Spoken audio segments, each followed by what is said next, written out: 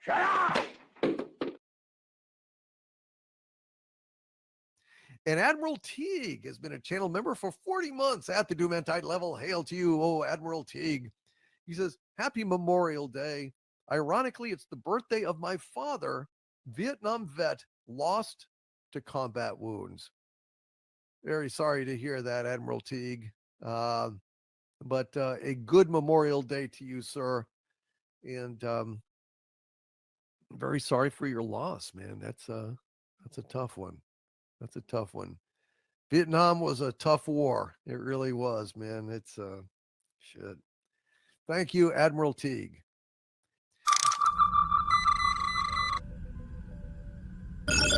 Incoming transmission. Welcome to Saving Star Trek, a show talking about one of my favorite shows, Enterprise. I am Linda Park. I play Hoshi Sato and also Empress Sato. So enjoy this show. I love that it's finding a whole new life on the streaming services. And you better hit that like button or Empress Sato will not be happy. I mean, she could make a storm happen and she could really make your life hard. Anyways, enjoy the show, hit that like button, and thank you for being a fan of Enterprise.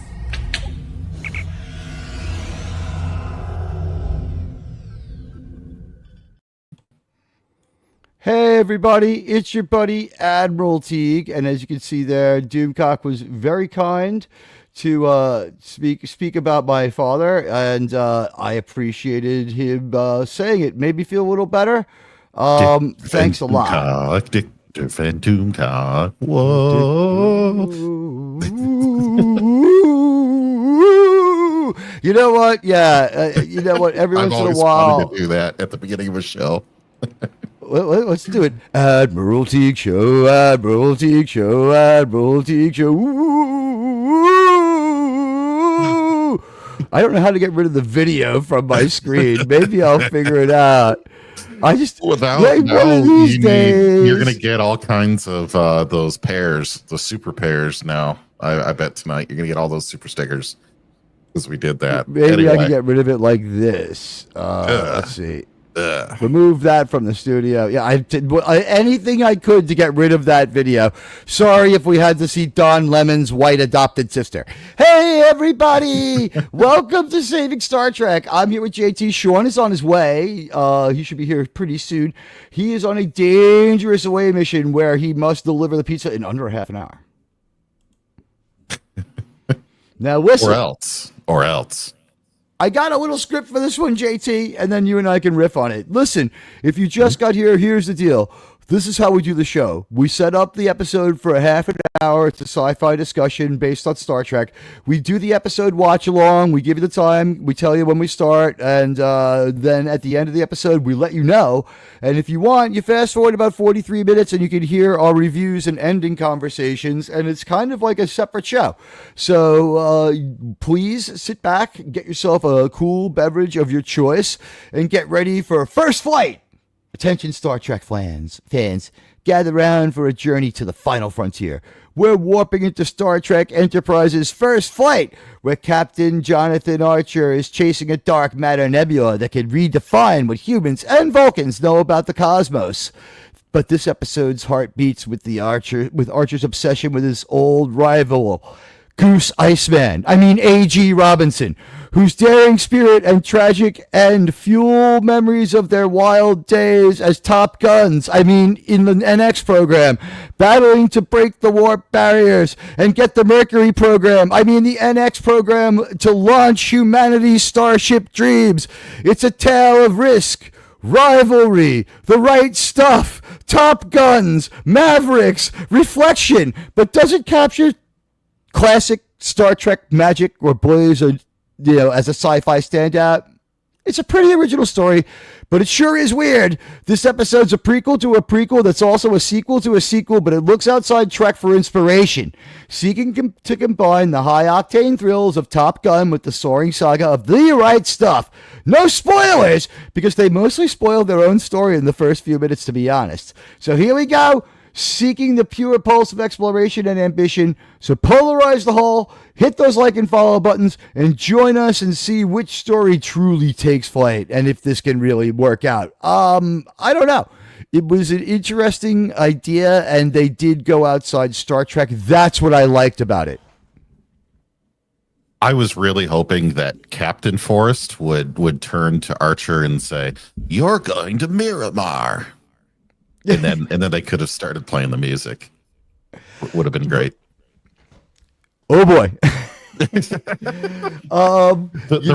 real disappointment is we didn't get Tucker and Archer playing a little beach volleyball, right?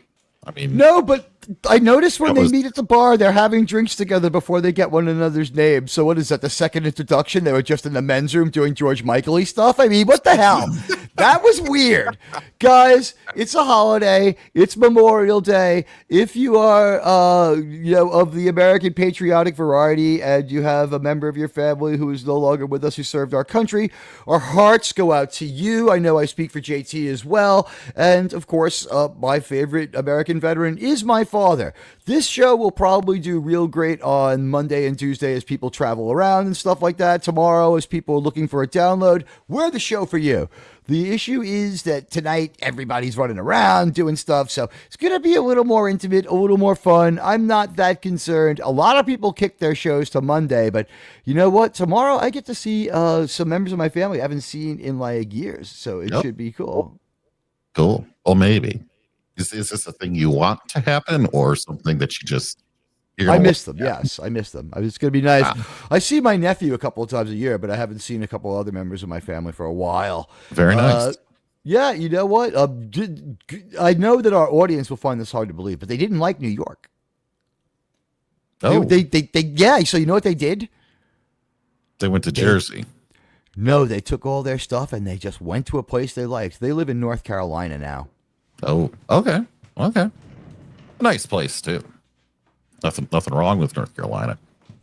No, nothing wrong with North Carolina at all. They live inland though, so it's like a little bit tornado-y, so that bothers me. Well, Western North Carolina is the San Francisco of the South, if you exclude Austin. See, I see. What I understand was Western North Carolina was redistricted to have the same people in Congress as the people in Kentucky, like overlapping districts, and to be influenced by it.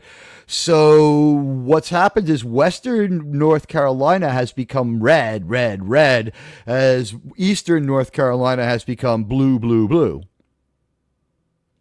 I'm not sure, yay or nay on that, but sure. I mean, it's weird. You have to support the member of Congress just because his name is Patrick Henry.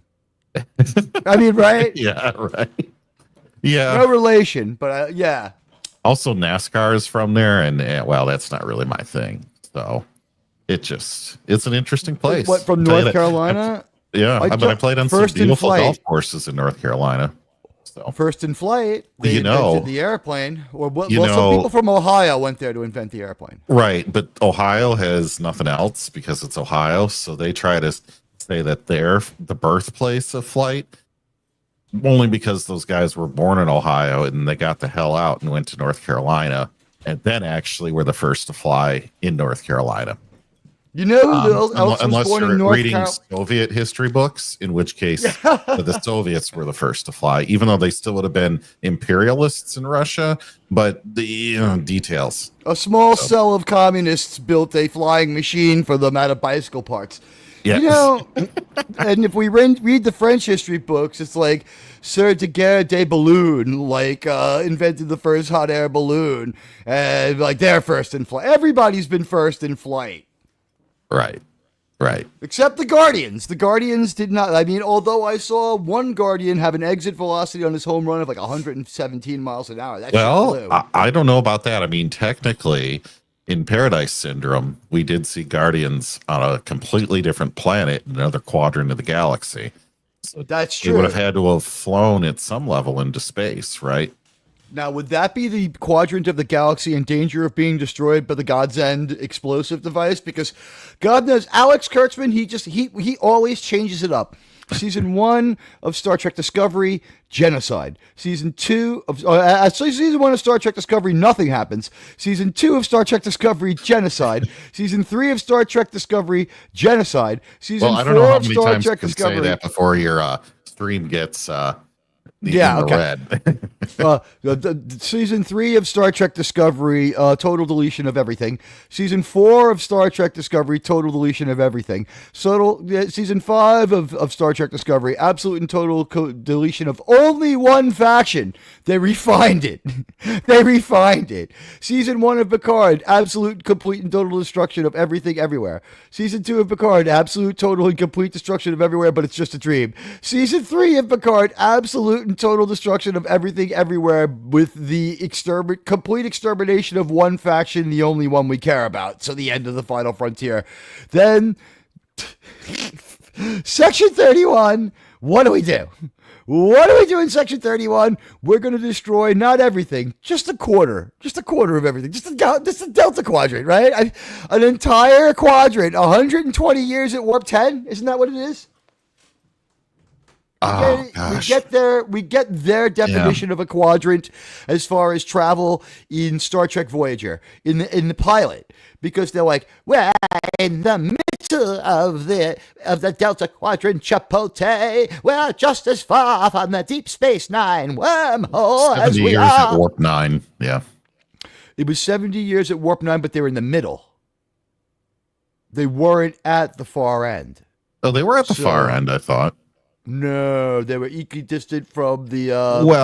Does it on really one matter? side Because was the Alpha Quadrant, drove and around on in circles so many times that we stopped everywhere so she could date a planetary dictator. But the deal is they were equidistant from the Deep Space Nine wormhole and a pioneering new way home where they could at least explore. So, like the good Starfleet personnel they decided to explore. And we got some people piling in. And hell, Wes Cagle. Hello, Istophobos. It's great to see you. I mean, Voyager they could have been a month out from the Alpha Quadrant. The Voyager math is all messed up. It wouldn't have mattered if they were a month out from the Alpha Quadrant. They were flying in circles so bad. They took so many side trips. 10 years with the Kazon. I would agree. It felt like, so in the Kazon, we're so backward. You should have been able to fly out of their space in a month at most. I ordered Klingons from Wish. Yeah. And I got Kazons. AliExpress Klingons. Yeah. You know what? I agree. Timu, aliens. Yeah, they sucked. I mean, last week we saw the ultimate disaster. What they should have done is, I guess a deadline is a deadline on television, and they want you there. And Buddy Hepburn is here, and Ruby Hoove, a very good a supporter of our channel and a friend. Oh my gosh, a $2 super chat. I didn't see that. I'm sorry. We were doing our talk off. And Ruby Hoove also gifted an Admiral Teague membership. Ruby Hoove, we're going to do our best to entertain you tonight and everyone else, but I want to thank you for taking the burden off of us as far as, monetization. Now we can say the word fuck. And but we won't, though. And you know what, Ruby Hoove? I do know this. We're only about 8 weeks away from Ruby Hoove's wedding anniversary on July 4th. Oh. Yeah. I don't know if Day of all things I don't know if it's a mega glory or we take a break from Star Trek and watch Data's. Well, it's Star Trek. Data goes to the holodeck and asks to be an assholeular 20th century scientist at Area 51, and it's initiating program ID 4. But that part was cut from the movie, or the movie would have made a lot more sense. And the end part where Data walked out of the holodeck and took off the Dr. Okran outfit, and Captain Picard was like, "You really have to stop playing that silly movie, Data." It's like, he's the poor man's George Lucas, sir.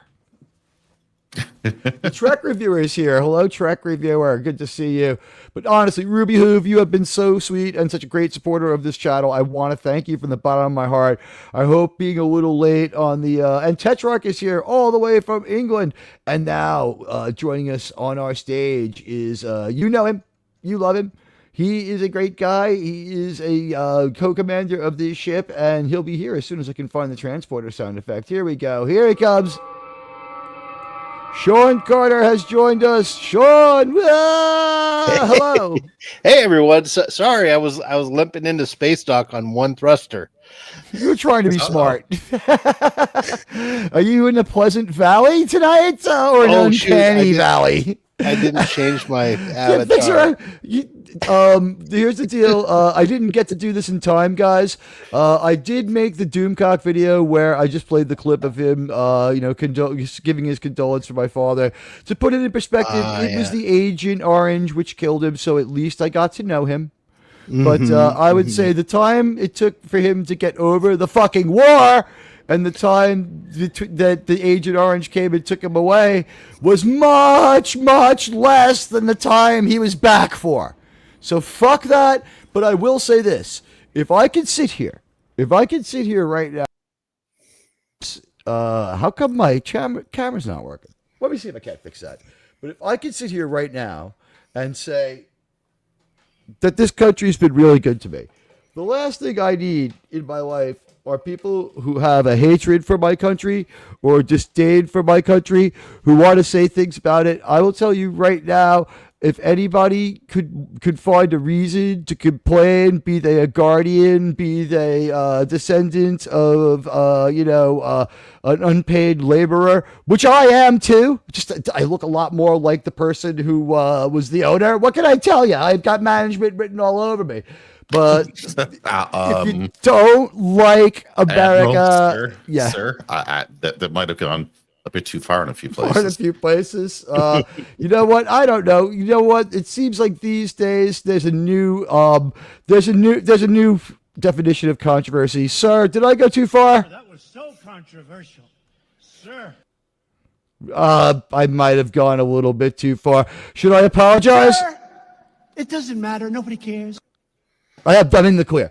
All right. So anyway, if I am not going to sit here as the son of a Vietnam veteran and ever say that this country wasn't good to me, because it was. Did it mess up my father? Well, you know what? He wasn't that. He was messed up, but he got better from it. And I'll say this: is there something so wrong that someone would go out there angry, even in a war at Vietnam, angry that someone's lumping up on Uncle Sam and maybe killed a few of his friends in the neighborhood before he went there? He didn't have to be dragged there. He was happy. He took the combat engineer training and thinking that it would spare him having to take lives. Yeah, guess what it got? Guess what the combat engineer training got him? Hey, guess who gets to go into the tunnel? Oh yeah, that's wonderful. Oh, was he? He was what do they call him? A tunnel rat? Is that what they called him? Yeah, that's what they were. I think if you called him a rat, you would probably pull out a weapon and stab you. No, that was something like that. But you'd probably call if you called him a tunnel explorer. I know. Yeah, no, I wasn't trying to throw shade. No, don't worry about it. It's him, not me. But when I said tunnel rat, he gave me the dirtiest fucking look. Oh, really? Because I went on a fishing trip with my dad once, and there was a guy on there. There was a deckhand named Rodney, and he did that. He's like, yeah, I was a rat. I was a tunnel rat, and he would talk all about it. But that's why I didn't know that it was a derogative term. So I apologize. No, it is. He was as weird as me. So it's not derogative. We're talking about a guy who was so weird. He had a kid named Admiral Teague. I mean, it was something else. But I sit here proudly wearing his dog tags right now in memoriam of him, and I dedicate this show to him. He was a good guy, but I would just say unfair. But what happened to him? But certainly, I'm going to sit here and say right now, I'm nobody's victim. He was nobody's victim, and America has been very, very good to me. And if you're here, you're lucky to be in the greatest country in the world. Yeah. Admiral, I will. If you don't like it, get the fuck out. I'm going to be right back. Give me like 2 minutes here. I'll be just. I need to beam off the bridge for a second. Go tell your wife good night. It's fine. He's doing the Star I already did that. Where he doesn't want to lose any weight at all, and so he just beams from room to room, like the most laziest thing you could ever possibly do, because you can't walk around your own ship, right? No, you can't. And I will say this one thing that I do hate in new Star Trek is that they what do you call it? They beam their weapons into their hands. Though it might be called a logical extension of the technology, I'm like, they're still prequeling the other people. Yeah. Yeah. It's like it's not a logical extension of something that would be invented hundreds of years later. Or what did the Discovery people get that when they were hanging out in the future? And now my camera was in the works. future. They were like, how do we make everything so OP that there's no point? And that was one of the things that they did. They were great with they were great with their props in that show anyway, right? Anything to get the prop master off the hook for some of these things that we saw on that show. Am I right? Oh, of course, Admiral. You're not allowed to be wrong. I'm not allowed to be wrong. You know what? And just so everyone can see I have my camera on now. Here's I'm wearing my father's Vietnam War dog tags. He did some war, Agent Orange, not as good, success rate. But I was glad that I did get to meet him. I will say this: that was, as Doomcock said, that was a very tough war. It took a toll on him, and I don't know what to say that my life is better that I was put up for adoption and had the family I had, because I couldn't imagine having another dad. But I will say that I was glad that he had children. I'm glad that he found love, and I'm glad that he got himself off the booze and drugs and got himself cleaned up so that he was a keeper of his own conscience for over 30 years. And if there's a reason to end up with a problem for a few years, and let's remember, he beat his problem, so if there's a reason to have a problem for a few years, like Bored Housewife, if Bored Housewife cuts it and that's legitimate, I would say stuck in a fucking war in a foreign land, filthy and getting rained on all the time and scared shit for a year is probably a good enough reason to be an alcoholic for a few years too. Call me crazy. Okay. But crazy. You know what? You know what? A lot of people came home and did a lot worse. Also, I would just say, if you are so inclined, and happy Memorial Day to everybody, by the way. Happy Memorial Day seems, Wes Cagle. Wes Cagle has been with me for a full tour on my ship, and now he's getting ready to go into the second half of his second year. In just 5 more months, we will have the 2-year badges. And believe me, there is a committee, a blue ribbon committee, which has appointed a subcommittee, which has sent out an inspector, which has got a committee together of their own, which formulates which shade of blue and other shades of colors that we should use, and which shape we should use for the very politically incorrect and probably extremely strange mid-20th century German symbol. No, we're not going to use that. I'm only kidding. But I don't know what to do for a year. We have so many good badges because I took advantage of every badge. I never wanted to be. Wow, is that Sean's dad, Young? Yeah, that's him in the Navy. Oh, wow. Geez. So he also he didn't actually have to go into Vietnam, but he was offshore where it was just as much no fun. Could have been airstruck by the Russians, could have been attacked by the Vietnamese. The Vietnamese had a shitbag navy that could get off a torpedo. It was by no means fun.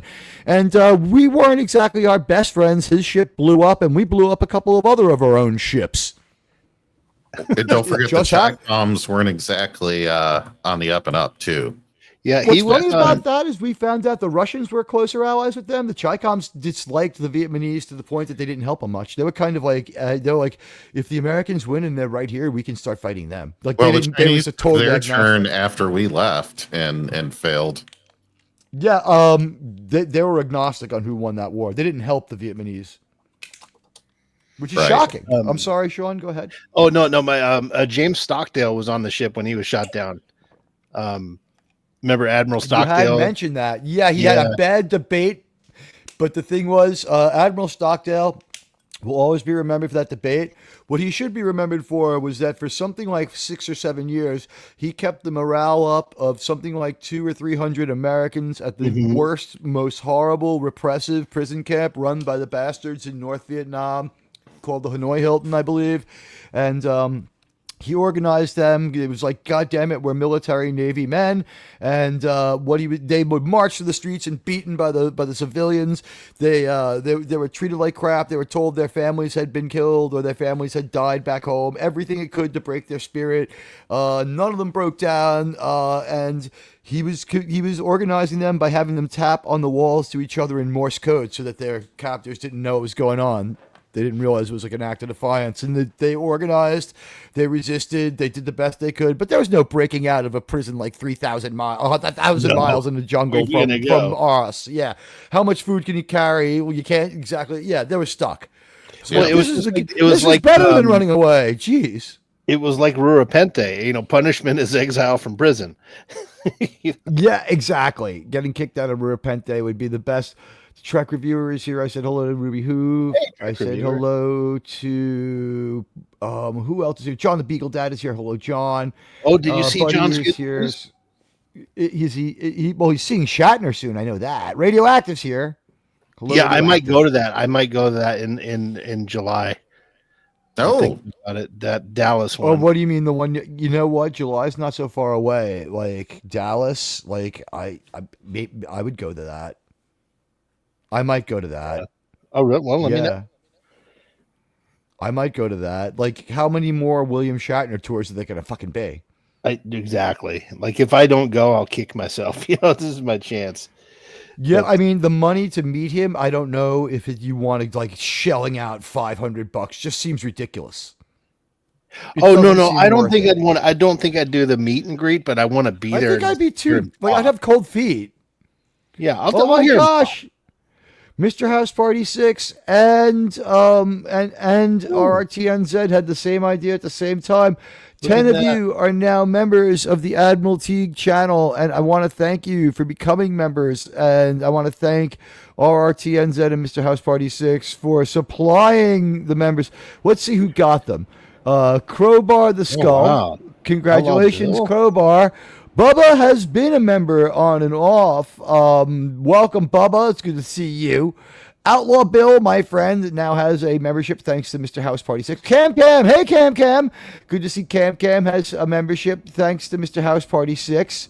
LDG, our friend, has a membership thanks to Mr. House Party 6. Then Jonathan Hancock. Jonathan, we love you. Got a membership from Mr. House Party 6. Lisa, our lovely YouTube Supergirl. She is such the nicest person. Wow. I love Lisa. We love Lisa. She is such a great supporter. You know what? She probably she likes the Admiral Teague upload material. Like, she's one of those people who likes uploads and certain live streams. And Lisa's a Voyager fan too, right? Yeah. Yes. Well, she'll be here in 16 years when we get to Voyager. Hey, there is Voyager news today. On yesterday marked the 23rd anniversary from the airing of Endgame. Oh wow. No, 24 years. 24. It's been 24 years since Voyager ended. I just have a few more names to go through. Let's see. Woody N got a message. Oh, wow. Crimlon dropped some members. We are on a membership bash here. Let's see here. Where did I leave off? Lisa. Joe's Atmosphere, the man who argued with me about Sydney Sweeney versus Sydney Tweeney, my friend and buddy who named me the Jets jihadist. You have to have fun with you. There are people there are people I cannot stand that he is friends with. It doesn't affect it. When you're a professional, and we're not, because of what this is. No, I mean this is not really a professional medium. I am allowed to partake in some of the royalties YouTube makes off my public exhibition, is the way it's worded in my taxes. Wait till you guys get that stuff. But so like. I appreciate the professionalism. That's Joe and I have never let the fact that some of the people that we know, like first of all, none of my friends are enemies with him because all of my friends are super cool. But some of his friends are dicks. But he's great. I love Joe, and we're not going to let the fact that June's coming around soon get in the way of the fact that his friends should probably deliver that comic. Stinky Link, I've seen Stinky Link's name around before. Stinky Link, thank you. You're welcome to the channel membership. And Max Headroom GPT. We know Max Headroom GPT. It's great to see Max. Good to see you, Max. Welcome to the show. Welcome to the family. And then Mr. House Party 6, our smiling, confident Kirk. And then Crimlon gives us 10. Jesus Christ.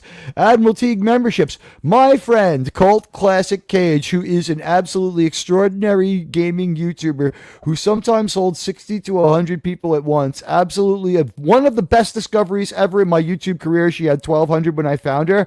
Her and I collaborated for me to transform her Frosk video.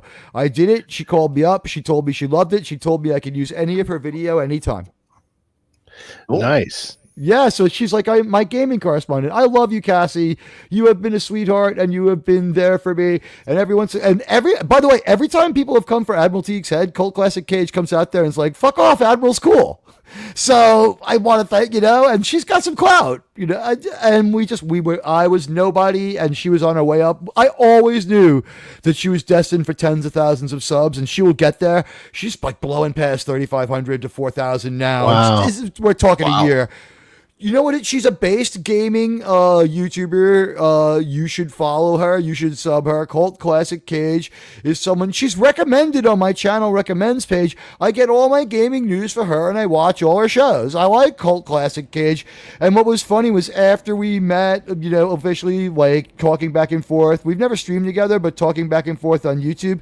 One of the things she said was like, "What's weird about you, man, is you're from Queens. I'm from fucking Queens." Well, now we know the real reason. She's not in New York anymore. She's not in New York anymore. But I was like, I like her accent. This chick's got attitude. And she did a great takedown of Frosk that was really fair and really great. So we got through, let's see, Joe's Atmosphere, Stinky Link, and Max Headroom GPT all got gifts from RRTNZ. Mr. House Party 6 was in on this, and then Crimlon dropping 10 Admiral Teague memberships. Let's see, Cult Classic Cage. So we got a celebrity in there, received a gift. Thank you for that one, Crimlon, so much. Crimlon also gave. Did anyone see who got one of the gift memberships on the Friday show? I did not. Oh my gosh! Did not. Should I have? All I'm going to say is look in the private chat because it's pretty funny who got one of the gifted memberships of the channel. And welcome to the channel community is all I'm going to say. We'll keep it light. Crimlon then dropped 10 memberships. Buddy Hepburn gets one. Buddy Hepburn is right there thanking. Thank you. You're a great mod, my friend. You are a great mod, my friend. You really are. Thanking Crimlon. Then we got a $5 super chat. Wow, we are just upfront, everybody. So grateful to be doing Star Trek. Guys, is it because I've been through hell this week? If it is, thank you. We're not going to talk about the details, but I've been through hell this week. What happens on X stays on X. Let's just say we didn't do nothing wrong. Hail team, I shelled out $500 to meet and greet Shatner in 2011. Worth it 100%, so it's probably $1,500 now. Gotta go to work soon, so I can't stay long. Live long and prosper all. RRTNZ. It's people like you who have made this great show and a great experience for all of us. We loved when we had you on for the panel. And I think that when we say goodbye to Enterprise, it'll be a 2-week goodbye. We'll have a discussion, like the good and the bad. And then when we're done, like when we're all like at some point, like in both panels, I think we should have some of our fans with us. Like when we never got the oldest gamer on with us. We never got the oldest gamer on. So oldest gamer, if you got your mic situation fixed up, and we hope everything's better at home, we'd love to have you back on. We'd love to have you on. We never got a chance to do one with the oldest gamer. And what's great is now, as we get into this final slack of episodes of Enterprise, what I think is great is none of them, Sean nailed it. They're not really super sci-fi. They're good shows, but they're not deeply Trekky. And we never get our crew together. We never have our crew together, ever. You know what? Speaking of not very Trekky, I went ahead and started watching TNG last 2 days. Started from season 1. I'm surprised. I used to think season 1 of TNG sucked. It really is not. It is very much like the original series. Now that I'm looking at it, maybe. it is. There's a lot of similarities to the original series. really is. Yeah, especially up front if you're watching the early seasons.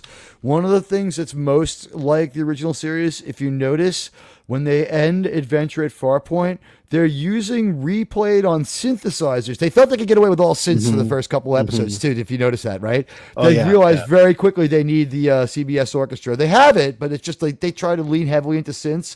They do a music sting outro from the original series at the end of Farpoint as we pull up and away God's eye view out the top Yeah. of the saucer section, right? It's like dun dun dun dun dun dun dun dun dun dun dun dun dun dun dun dun dun. They do that, but like in a different way. But it's that. It's the Alexander Courage Yeah. incidental music.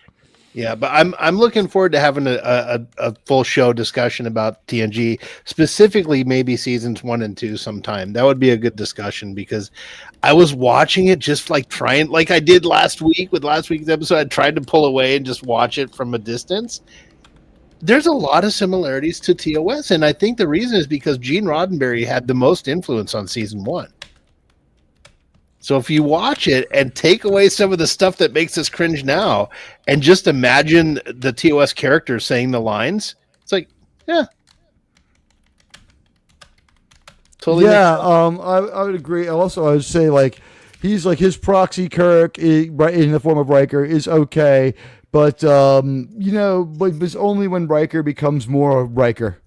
He becomes like more of a sex predator than Kirk could ever be. You know what I mean? Like he's basically Red Letter Media says. Hey, now. Red Letter Media says he's the show's friendly neighborhood sex predator. And who am I to really contradict Red Letter Media except somebody with a show that doesn't say as many weird, strange things on purpose. We say them by mistake. I don't know what's going on over at Red Letter fucking Media. And let's see, did I get Radioactive? I said hi to West Kegel. I said hi to. That is the. You got another super, by the way. Did we get another? You guys are so damn generous. $10 from Buddy. Buddy, thank you so much. Peace and long life to you too. You know what? I couldn't thank you guys enough. I really can't. And hello, Jonathan Davis. It's Beagle ahead, he says. It's good to see you. It's good to see you all. Kirk is here. You know what? I have video for that. For Kirk is here. You ready? It's exactly what you would think it would be for a video depicting that Kirk is here. What is it? Well, I'll play it for you now. Kirk here. Spock here, Captain. I love it when I have exactly what people say. Like when someone said, what does Teague need with the starship? I was like, just kept the conversation going for a moment till I got to that. And also my favorite thing for when the show runs long. Let us go. Not yet. You know what? This is a great show. Computer Romulan Al for the entire bridge crew. 59. Computer! Start figuring out a way around the protocols to get the access to Romulan now. You know, I'm just so glad we kept an M5 unit.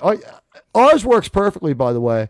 And I don't know if anyone had a chance. The membership video is kind of fun if you didn't see it. It is us using our M5 to hack into Starfleet databank, which you're not a Star Trek bad guy or a renegade until you've hacked the Starfleet database.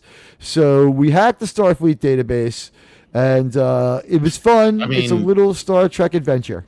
Just to give you like a sense of scale about how good our hacking ability is, we're about ready to go after the Bank of Boleus. Remember that from Deep Space Nine? No. You guys don't remember that? Oh, it was the undercover episode for O'Brien where he goes with the lame guy that's trying to do stupid jobs to get money for his wife that's sleeping with the gang boss, and they're hacking, and they hack into the Bank of Boleus and steal all the credits. I think there are DS9 episodes I've never seen. And I'm ashamed. That might be one of them. Then that might be one of them. Wow. Hey, Admiral, did and JT? It might be one that you started and didn't finish. There's a bunch of Star Trek. Yeah, Deep there's Space Nine probably like some I that. fell They are asleep in. not. By the way, I'm behind here, buddy. By the way, peace and long life to you too, my friend. Honestly, everything that you guys get from us is enhanced by the great Buddy Hepburn, who is out there swinging a wrench for one of the more controversial hosts on YouTube. In England, I'm trying controversial. In America, I'm controversial.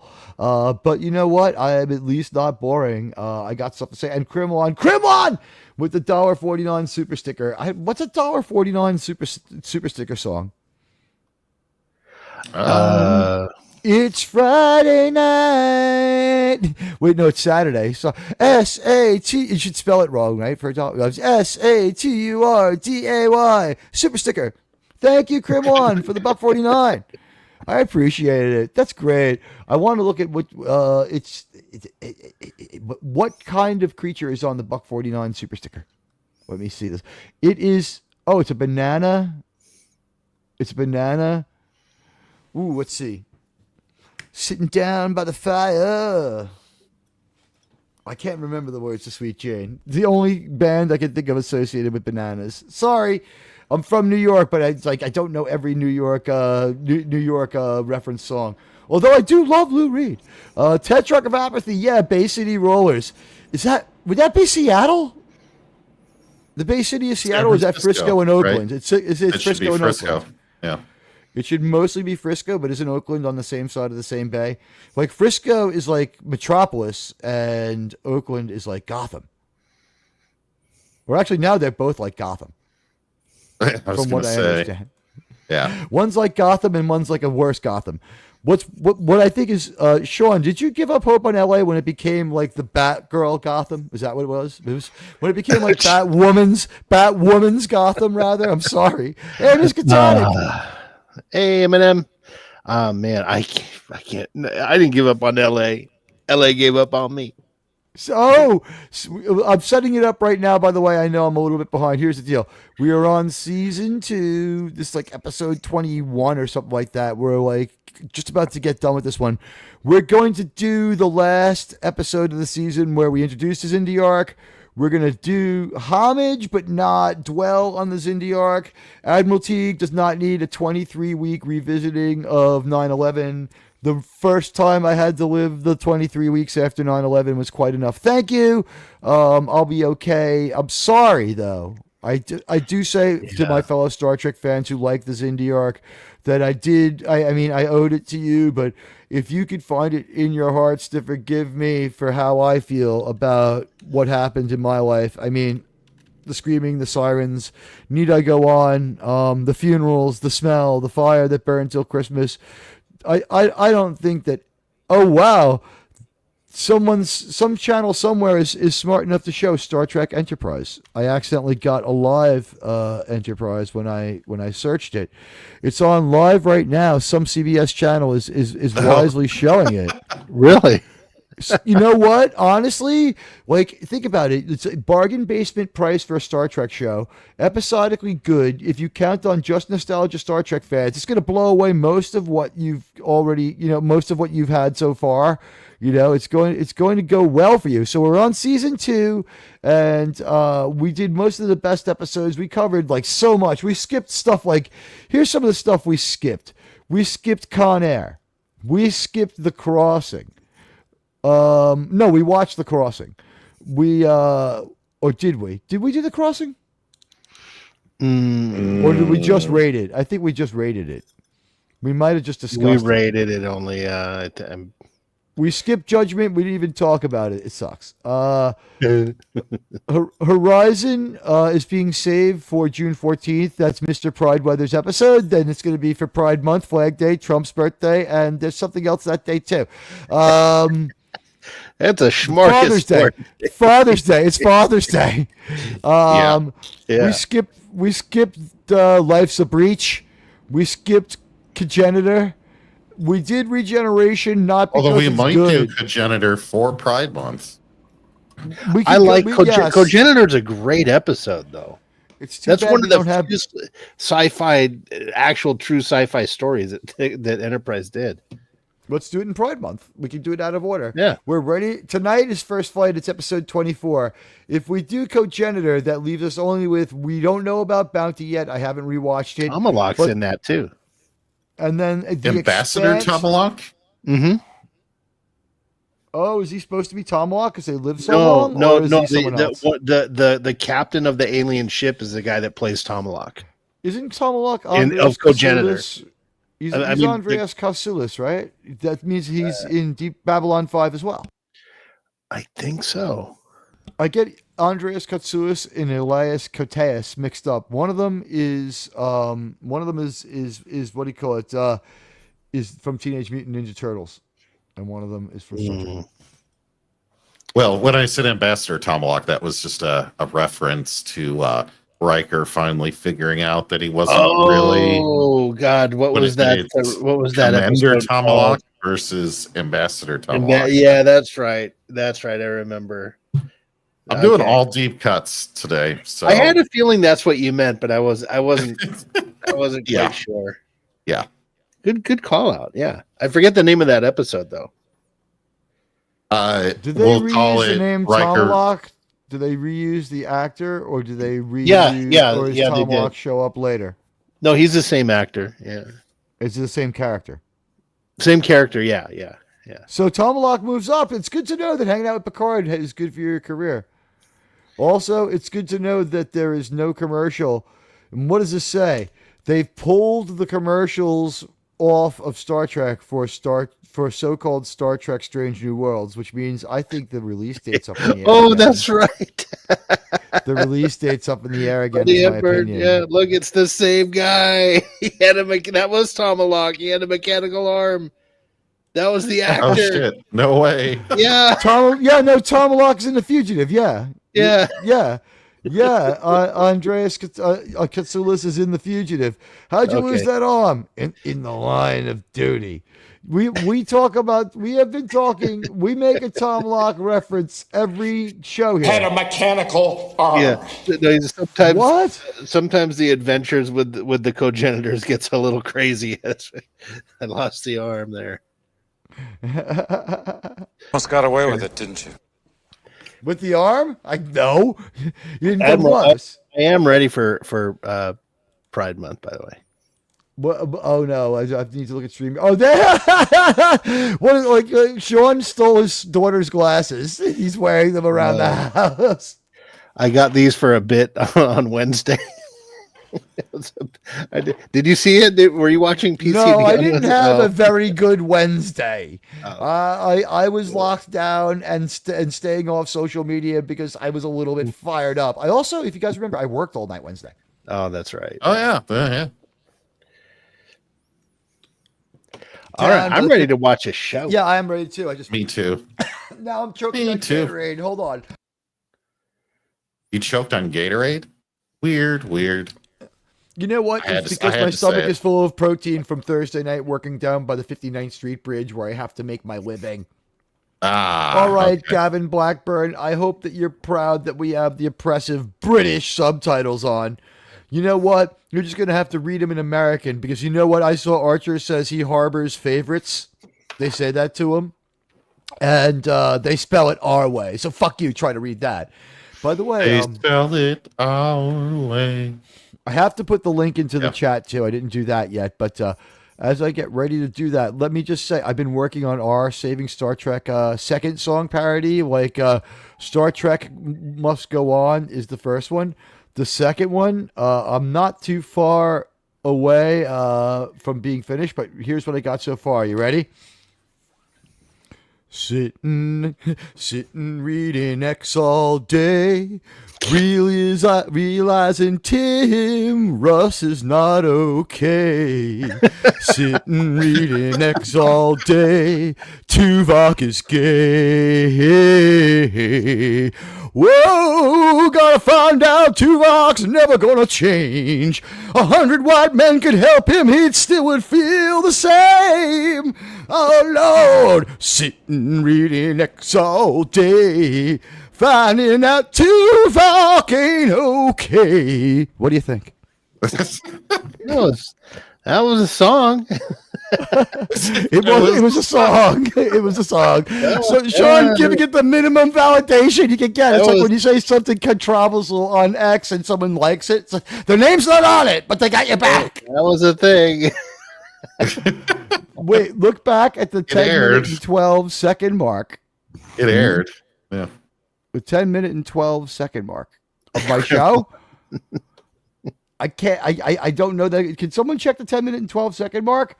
What did I do? Did I turn on my camera and give the figure? If I know my face showed for a second, I don't care about that. I don't care. I was fine with that. If that's what you mean. Let me see if I can find it. I can't. We're at 49 minutes, so about 9 minutes. What happens? Did I forget to use Linda Park today? No, you used Linda Park. I used. Oh yeah. I wish and I I did. mean, I used her. Yeah, that's like everybody's hall pass is Linda. Linda Park. He Wes, says you owe a super pair song. I have to sing the super pair song. I don't mind that. I didn't see that there was a pair.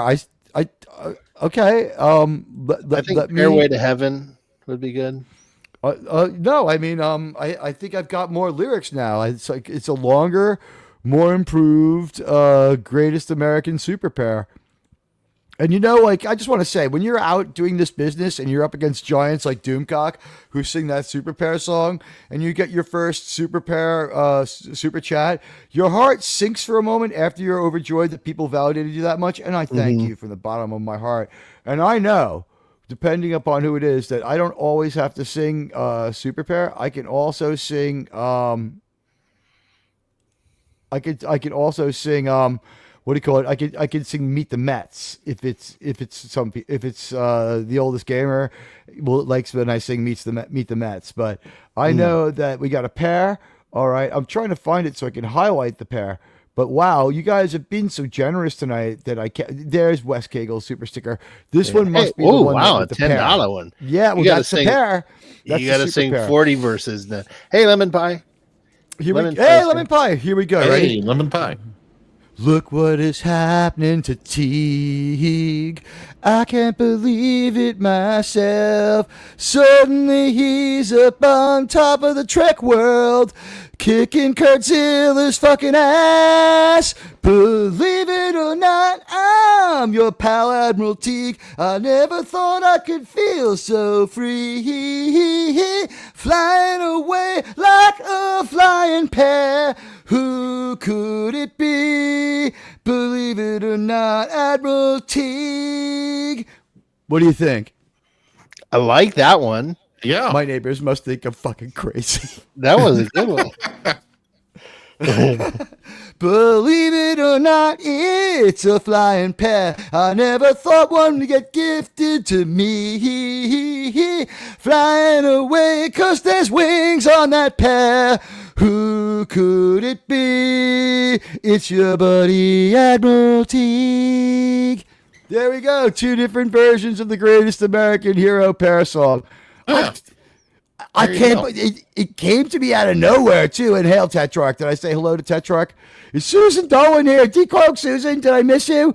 And hello everybody. We got a great crowd. I'm late. I know. I'm sorry. Let's start the episode at the 52-minute mark. I'll chapter it later. Holy shit! The chaptered episode. The people must put chaptering in their filters because the chaptered episodes are getting 200 and 300 and 400 views each.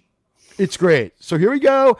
Enterprise. First flight, it's better than first contact. 3, 2, 1, and action.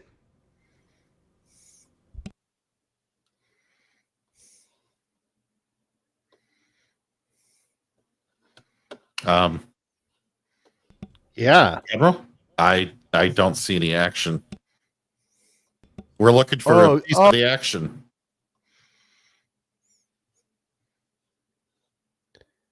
Well, it's been a great show, everybody. Thanks for coming. My baby takes the morning train.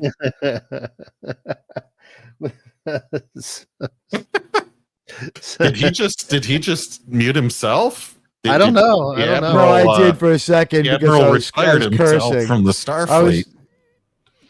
I may have been being a bit profane. Okay, so I set up the theater. Everything is fine. Get in the theater now. Please stop doing heroin in the bathroom and putting the gum under the seats. Do the gum in the bathroom and the heroin under the seats. Okay, so 3, 2, 1, action. That is his own version of your song. Who was what? Primon does. Crimon has one? Let's see.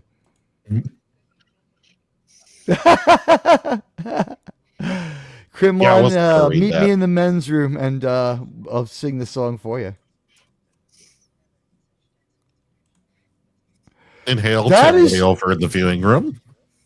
You know what? I didn't realize this, but that would be a great emoji for year 2, wouldn't it? The greatest American hero symbol. Mm-hmm. Do you think it's acceptable?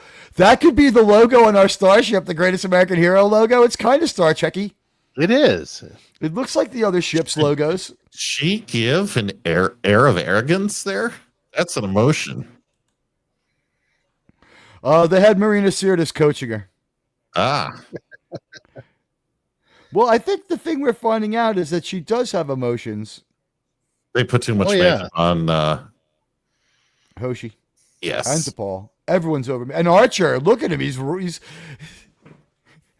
It's like, are you sure I should be this pink? And they're like, we just came from The Apprentice. We know how to do body tanning. It's the Attorney General. It's Mount McKinley again. See, like, they were so forward looking. They knew that there would be a President Obama who would change Mount McKinley to Denali, and then there would be a President Trump to change it back to Mount McKinley. See, there would be a President this Biden. You do a prequel, folks. Then there would be a President Biden who auto pens back to Mount whatever it's called before there would be a President Trump who then changes it back again to Mount. The person who makes signs in Alaska is like, I am rich. Yeah. It's like, what's the other name for it? It's McKinley and Denali. The Guardian name? It's like, it's like, I went to Mount McKinley, but I could only find Denali. I've got faith. There's a very nice emoji from Senior West Cagle in the viewing room. No one's gonna bend or break me. And Buddy Hepburn's got the lighters out for the concert. I've got faith. Oh, it's good to be here on a Saturday, folks. Thank you for showing up. It's always fun hanging out. Oh, maybe the theater's making those strange noises. Did I enable some sort of notifications from this stupid theater? I don't think so. It's been weird as shit lately anyway, the theater. I have to log out to watch other people and then log in to do my own thing. Gay! That was a great pass. Yeah, but they that's like their canned one. They do it like 100 times. I think they cropped it and got us in closer. It looked slightly different. By the way, is it Kill Bill's brother or Kill Bill Jr.? Vaughn Armstrong's in like almost every episode.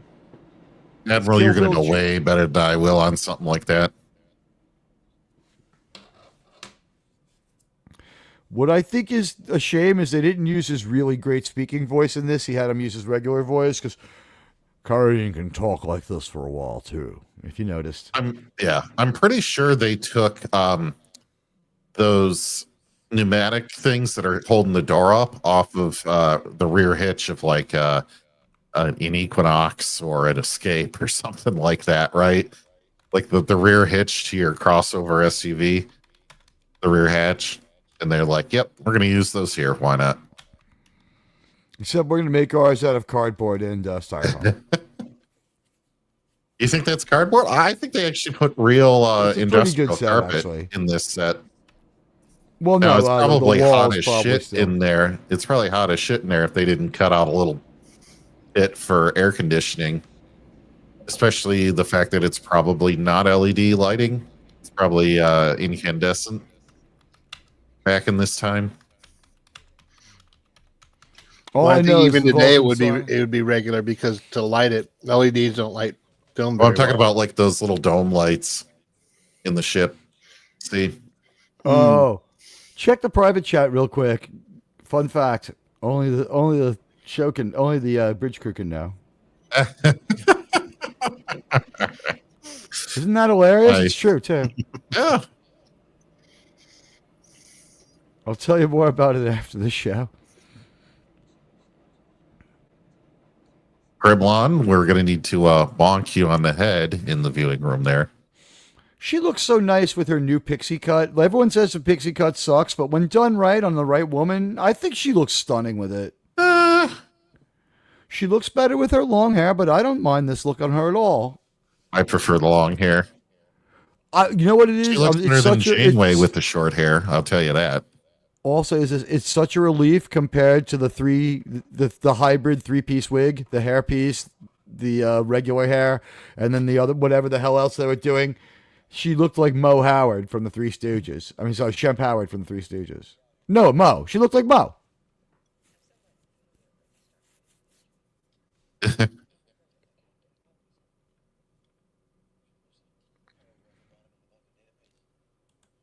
Here, Admiral, I'm writing a response to what you said.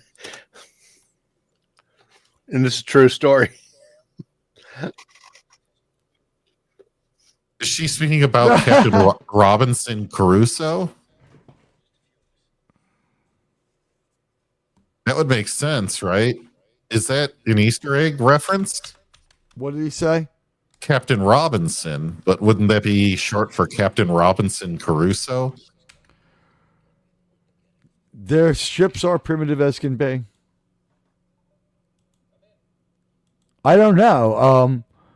I don't understand and by the way, someone joined the channel. Thank you. I would just say I am myself a little bit surprised as far as this episode goes because Captain Robinson,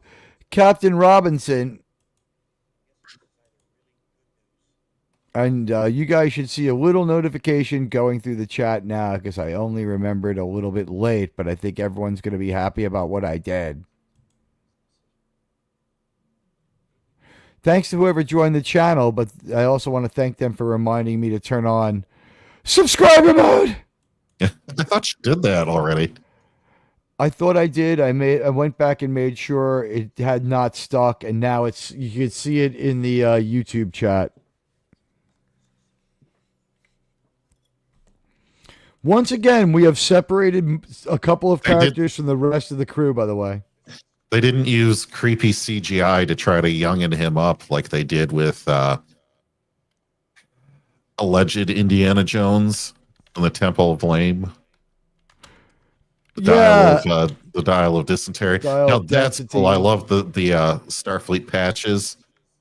They just took another bar set and put those up. And then they're like, we're going to change these pictures. Okay, here you go. Ours done. It's a soap opera bar set. Yeah. They filmed The Young and the Restless there.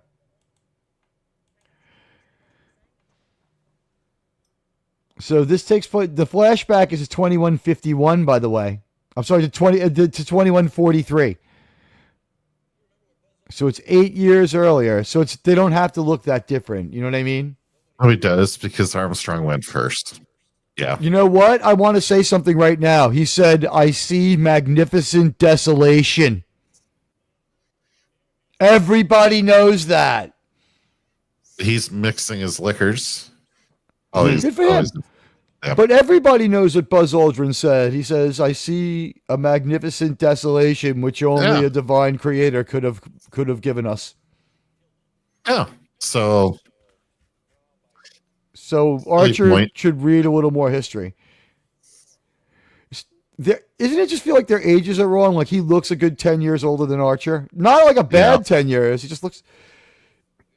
Well, are we supposed to accept it? Is this weird thing where like captains and commanders can be like in their early 30s, and like if you look at modern day navies, that's too young. Like you haven't. No, a captain is just a job. Ranks. Captain rank is yes. Captain job is you can be like a lieutenant commander to be a captain of the ship. Yes. But we're talking like an oiler. We're talking Right. like an escort carrier. I'm sorry, an escort destroyer in a task force for a carrier. And the other weird thing is the captain of the carrier is usually the commander of the task force, which makes him, quote, a commodore, which is why the U.S. Navy doesn't like that term. Well, they had an admiral in there, or a rear admiral or above, usually too. There's almost always an That's admiral how on an big it aircraft was. carrier. But yeah, it is always a little strange. But so though the ages in that bar scene might not necessarily have been that far off from what they Not really only that, should have but- been. But Yeah, the Overton window is about 15 years to be the first captains. And you still have pretty good piloting skills between 35 and like 45, where they're all supposed to be. So I guess the deal is that's 37-year-old Archer who looks just like 45-year-old Archer. And I've got great news for you, Yeah. JT. 45-year-old JT is going to look just like 37-year-old JT. You don't age that much in that period of time. well, Although, Sean, I don't know. Will you verify? I don't know. I was getting divorced at that age. I aged 10 years the final year of it. I looked the same for the first 9.5. I tell you what, Teague, I don't have any gray or white hairs on the top of my head, but my beard started going gray like the day my son was born. And it My only beard got was going faster when my Yeah, daughter no. was born. I was like, You yeah. know, that I love goes that model, first. by the way. That was an Yes. awesome model. The problem is when I framed it, and was going to make it the thumbnail, it's not very high res rendered. It looks like shit if you freeze it. It has to be moving. They were pushing the edge with this. It took me a while to figure out what the 602 is because it was Club 600. I was like, oh, 00. And look, Why is it? Why the F Saval's for the predecessor. Vulcans here? They went with a different Vulcan so they wouldn't have to pay Saval. Yeah. They are penny pinching now. Which is why the shuttle pod is also the NX ship.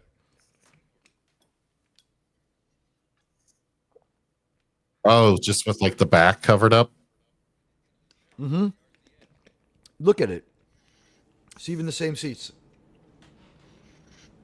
I love the nod to Zephyr Cochrane's ship in this design. Yeah, From it First makes Contact. perfect sense. Yeah. Well, this is what your prototypes would keep looking like if that was your first ship. It looks like an enormous Johnson. What are you doing? Look at that Vulcan sitting there just mad dogging him. It's weird how young he is by comparison. He's still That is with us. cool. This is the surviving Carradine. That was cool. And look, it has to be it's Admiral Forrest's office, but it has to be visually identifiable as flight control. So we put flight controller on the back of the computer where no one would need it. This is definitely in a soap opera hospital room, though. Yes, it is. Yeah, like the whole set 100%. is just a backup soap opera. Yeah, it's a soap opera hospital. But they did a nice job there. You notice how his pipes keep lining up with things on the wall behind him perfectly? Uh-huh. A lot of nice filming in this. They're pushing themselves hard in stuff that they can do. The Vulcans actually had a line. Yeah. The thing is that Soval was like a full-on actor, and these guys are like much lower down the scale. What's a flight stick gonna do? That's kind of my one beef. What's a flight stick gonna do at warp speed? It's to manipulate the mathematical properties of the warp bubble without using a calculator. How's that sound? You adjust the warp field manually with a joystick. I just realized something. They wouldn't have. He just said drop the impulse. He ordered him to drop the impulse, but a test ship like this wouldn't have an impulse drive. Yeah, it would be picked up by a ferry. And I don't think it has an impulse engine. As we see the back of it, had no real engine. Although Right, it blew that's up what I a little mean. first. They're just testing their warp engines. They wouldn't have He wasted. could have simply meant it as, space normal speed. It could have been, yeah. I'm just being a nerd. Also, I they am would have too. I built used like another Star Trek term. they would have built like 40 of these things, not Yeah. like one or two. They would have built an They would have had, entire say 16. line of these. No less than a dozen. Yeah, And they would have had Mhm. 35 spare nacelles to swap on and off. You know what I hate about this is that when we meet Trip, he's already fully formed. There was What do you no mean? Just like rewind. the wall. He's the Even same Trip he is in every episode. It's not like he's a younger, more optimistic Oh, Trip. right, yeah. He's the same defiant, but because he's maybe a little too shit talking ish and a little too defiant and hates the Vulcans a little too much. Like Trip lives to fuck the Vulcans, man. Like he hates the Vulcans. Well, he ends up actually doing that. I love. Yeah, but I think it was hate Paul fucking. almost has an emotional response there. She's like, optimism doesn't change the laws of physics. Just the way she said it again was. I think that you know what the one Vulcan emotion that they don't admit is, and the Vulcans have. I think that this is Jealousy. Star Trek writers know this is a form of it. How about this intellectual vanity? Oh yeah. Yes, very much so. That I don't know if that's Jonathan an emotion Davis or a is still trait. running okay for me. Try to refresh, please, if you can. Let me take a look. I've been watching in the Cosme Theater, and it looks great. Although here's what I did: I turned up the pixelation from 420 to 720. It looks It nice. looks does really look nice. It might Yeah. crash a little more. If it gets too crashy, we'll turn it back down. Yeah, you know what we said about the intellectual vanity is so true. 'Cause, like, think back to City on the Edge of Forever when the Guardian says, as easily as I can explain for you, and Spock goes, really? Like he's annoyed. Wait, there's no. The Guardians are in Paradise Syndrome. I'm in the Guardian of Forever. Oh, the Native American of Forever. Yes. Yeah. No, now all real Guardians are going to have to be called Indians. He's the Indian of Forever. They're the Cleveland Indians, and then everyone else is Guardians. And it's the Coast Indians. They're the ones who protect our shores. The Coast Guardians. The Coast Indians. Ah, They're the Coast Guardians. All right, Yeah. should we flip the here? See, watch. Yeah, I got a smart mouth thing to say. Captain.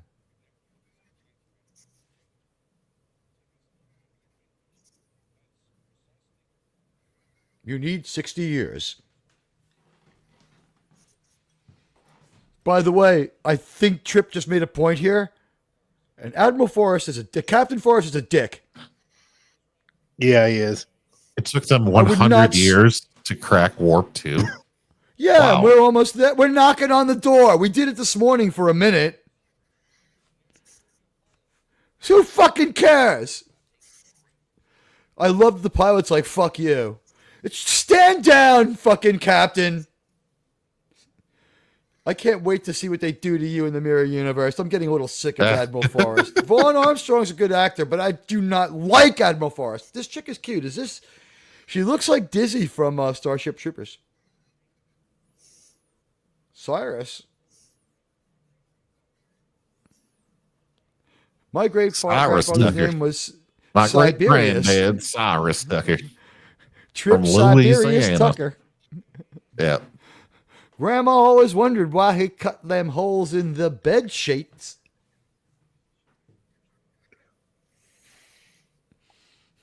I thought my great grandpa was in the Klan, but it turned out that he was Orthodox. He cut that hole in the sheet so that he could rob liquor stores and do heroin without offending the Lord. Is that a quote from something? No, that's me riffing on how dumb Trip is. Ah, He's a little too much of a stereotype. He's a little too dumb. And because he's so fully formed here, I don't feel interested in him. He's not rewound. You know what I mean? yeah. Oh, he's a Commodore? Oh, that is just going for his ass. They're just making He's him look okay. dumb. I like Forrest. He's Not in this So- episode, though. He should not have been stepping between the Vulcans to tell them his men were wrong. Let me apologize ahead of my man's confidence in our species.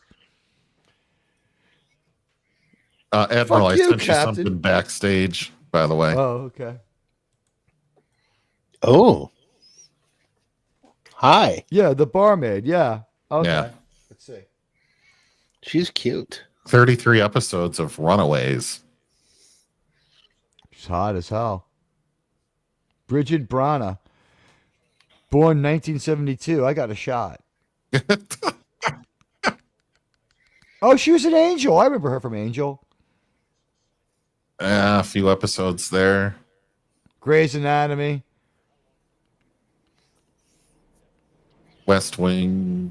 She does. Yeah, she's a regular working actress. Yeah. If we go back far enough, she's like probably 5 appearances on House as a different nurse. She's on Enterprise. Before this, she was on Strong Medicine. I remember that. I remember The Division. I remember Just Shoot Me. Life Touched Without by an Angel. Dick. ER. NYPD Blue. Touched by Life Without Dick would be the ultimate mashup of her show titles, but Life Without Dick just that sounds like either the best first week after firing the guy at SNL, or the worst life ever. Sure. Unless you're a woman who's a lesbian, because even women want some dick. Okay. Look, I wouldn't be here if that wasn't the case. Bourbon. Bourbon. I think, honestly, from what I understand, it was LSD. Yeah, it's like, how did you not think like you were melting into each other? It's like, what? God. She looked like she was about ready to sit on his lap. I'm not even joking. The way that she walked over there. Like she was going to do maybe they like she was going to like sit on his lap or something. Oh. Like they had done this like 12 times, and this is the cut that they took, but they were like joking around on set before that. if you rewind it was a weird positioning. Although you can't rewind something that's not on a tape, but we'll let that go.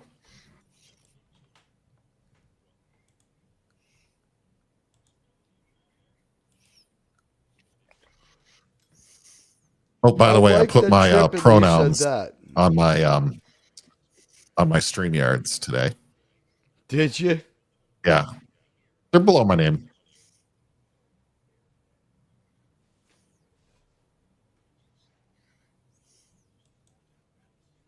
Yes. Oh, there you go. I don't know about that. There you go. Yeah. I'm the Admiral right here. Wait, what? How did I end up over here? I didn't do it. It's the Sean Carter show. No, I didn't touch a thing. I've been watching the show. Why didn't somebody tell me Sean was so big?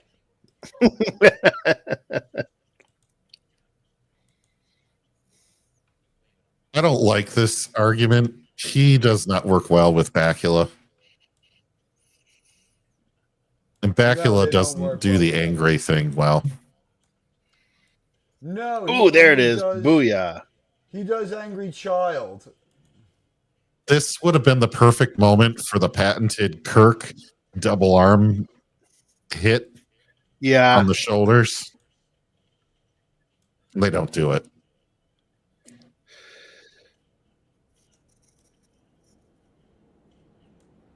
Is this the standard fight choreography for every TV show?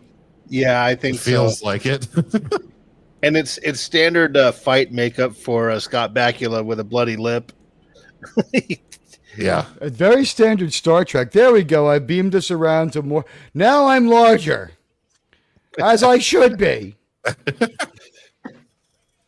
JT, I feel bad. You need to be bigger.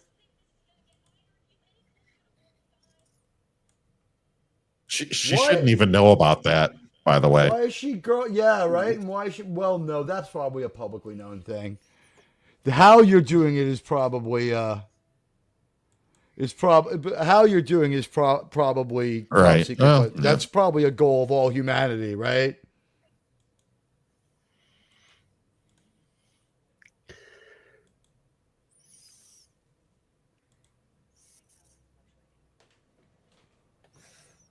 I somehow did it. I got everybody's full avatar in there and everybody's full name in there. Wow, that took a lot of work. Yeah.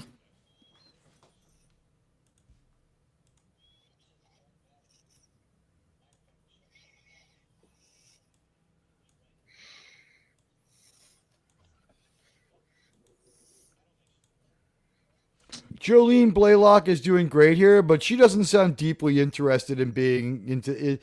I guess it's the Vulcan thing, but This there's could no have one been the else to third play episode off they of. shot that day, too. You never know. Something's not right with this episode, honestly. How dare you? Young Bakula is gah!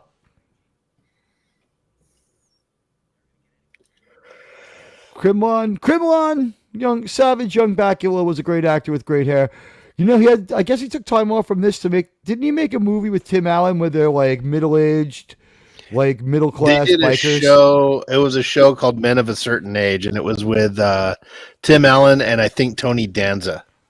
Don't they also appear together in that movie Wild Hogs though, where they're all like middle-aged guys who are like kind of wealthy, and on the weekend they take out their motorcycles, but they're like not bikers at all, and they end up mixed up with real bikers, right? They're in that too. I don't think that's Bakula's in that though. Bakula might not be in it, huh? I don't think. Here, I'll check. Let me fire up the Intertron. And Wild Hogs was the name of it. I remember the bad guy is R.I.P. Ray Liotta, right? Yeah. Oh, yeah. That movie was hilarious. It was a good movie. William H. Macy, Tim Allen, John Travolta, Ray Liotta. It's the William H. Macy character that I thought was Archer. By the way, Martin Lawrence. What's that? More of the soap opera set. Martin right here. Yeah. Dr. Drew's in that movie. Yeah, he does a good job acting. He plays a real doctor in that one. Because as we all know, Dr. Drew, not quite a doctor, really. No matter what it says on his resume.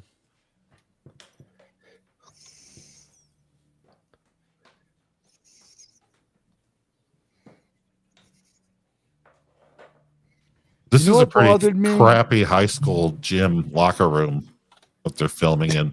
Yeah. You know what else bothered me about him getting the telemetry from? You know what else bothered me about him getting telemetry for the flight? I saw it coming. I was like, he wrecked the ship. Something good's gonna come out of it, though. Watch. Yeah. He won't end up of wrecking. Like his human impulses will have paid off. Like I saw that one coming, and I don't have a problem with that. But it doesn't exactly make for. It sounds so weird because we trash new Star Trek for having unresolved mystery boxes, and this it's just this. It's like, oh, it's a little too mundane and predictable. It's like we do sound like they can make a case that we can't be pleased by using that against us, but we gotta be fair. Did anyone else figure that they would get something off the black boxes when he crashed his ship? Oh, yeah. Yeah. It wasn't a surprise, right? Like, I checked the black box. It turns out that being an asshole was exactly what you needed to do. They had so much telemetry, though. I really can't believe that they didn't get everything they needed streamed to them anyway. The black box is the pathway to many statistics, some considered to be unstreamable. That is the best moment and the best line in this episode, by the way. Which one? You won't be able to turn to the Vulcans except for all the end time. of it. Not the end when he says you'll bring a Vulcan with you because that was dumb. But when he said they're not looking for pilots, they're looking for captains. Even though he acted so much more like a pilot than a captain. A captain would have throttled down, to be honest. Oh, for sure. The story is fine, but the traits and the actions that get them there are not quite on point for what they're supposed to. There is no way a pilot would throttle down, but there's no way a captain would keep going. But then again, Robinson gets passed over to be the captain. So maybe he's too much of a pilot? He knows it, but he can't live it? I don't know, guys. What's the message here? You gotta have some balls.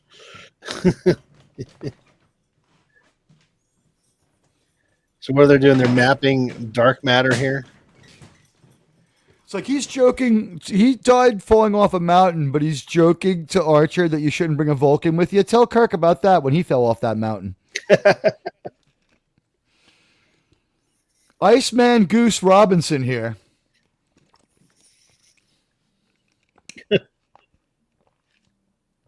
What do we call him? Ice Goose or Goose Man? Istophobos brings up a good point. This is so crazy. There'd be thousands of people involved in this program, not 5. Yeah. The scale of this is all off. And part of that's because it's a show with a budget, but still, it wouldn't just be these people in such an amateur looking type thing. I think we already said there'd be at least a dozen of these prototypes, and they'd be doing multiple flights a week, if not a day, trying to test. There'd probably be multiple flights a week. Also, what I think we're supposed to assume here is that the Vulcans are holding the reins really tight, and for some reason, we've decided to be total wusses about it, and we're going to let the Vulcans call the shots. And they're like, 2 ships will be sufficient. Like, either it's that bad, and if it's that bad, by the way, Captain Forrest should have been relieved. And by the way, if I'm in charge of Starfleet, I might have fired Captain Forrest for stepping in front of his men when they were being correct instead of backing them. It's like, you listen to me, Pointy. If my men want to blow up one of my ships, they'll damn well do it. We're humans. And he was hacking into an electrical panel. So I guess he was all the right electrical breakers. Yep. It was. It looked like what's in my garage. We are going to watch the one episode where they talk about the Vulcan Dead Sea Scrolls that supposedly justify this show. But I'm now starting to become one of those who thinks that they did bend the Vulcans a little too far, and that the only person it does help the DePaul character. Here's the thing with that Vulcans or Star Trek. Vulcan story is not that the story itself is bad, but they rushed the hell out of it. Yeah, they rushed the hell out of it. Less than one Vulcan lifetime. Sorry, go ahead. You go first. It's something that should have happened to the Vulcans like over a period of like 10 or 15 years, not Archer shows up and changes everything overnight. The essential story was good. Not just that, but here's the thing. When they find those Vulcan Dead Sea Scrolls and find out that they can mind meld, less than one lifetime, half a Vulcan lifetime later, everyone's doing it. Sarek is doing it. Spock is doing it. Yeah. Everybody's doing it. If they had one more season of TNG, Picard would have figured out how to do it. Well, it was all the rage, you see. Disciplines. Yes. It was all, he sounded like Vulcan Austin Powers there. That was their bag, baby. Oh, he's getting out of his northern continent size. Northern continent size mind melds aren't my bag, baby. The pilot is not turned off the seatbelt sign. You are not free to roam freely about the cabin. You're now free to roam about the universe. And by the way, I don't know if I would be sending both my guys up after they beat the shit out of each other like they're in their 20s and their mid-40s. They stole the ship. I might That's what Tucker was doing. He was turning off. I forgot they stole the ship. But does anybody but me think it's pretty stupid that 2 40-ish-year-old men, 2 late 40s men decided to have a fight? Or whatever, 35 and a 42-year-old decided to fucking fist it out? They were drinking. Who knows? There's no synthahol.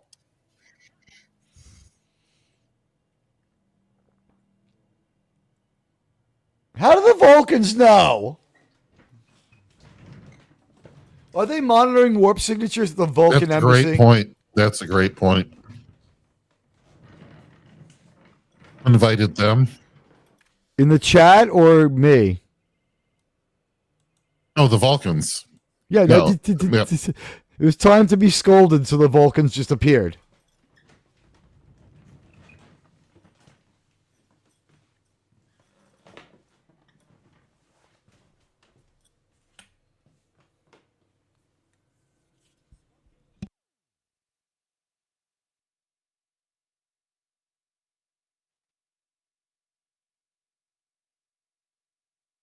This is supposed to be like some kind of John Glenn moment, isn't it? Breaking the sound barrier.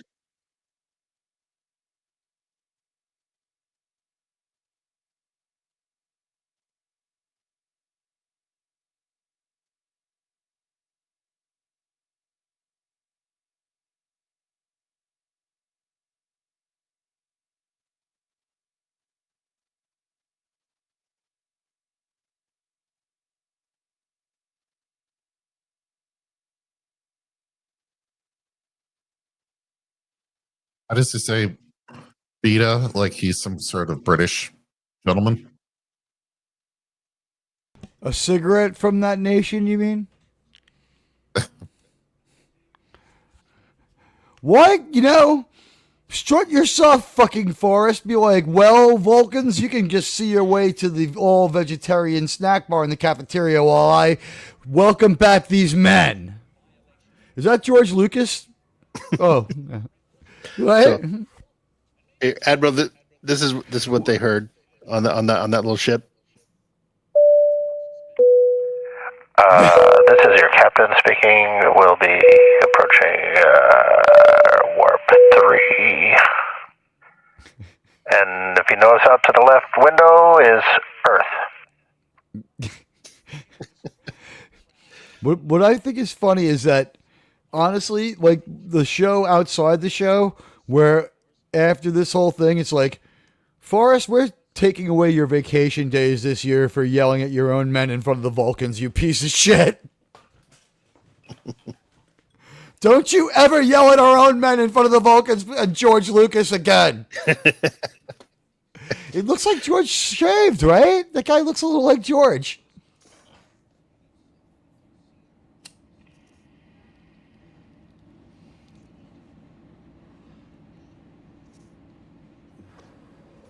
So they did go warp 3?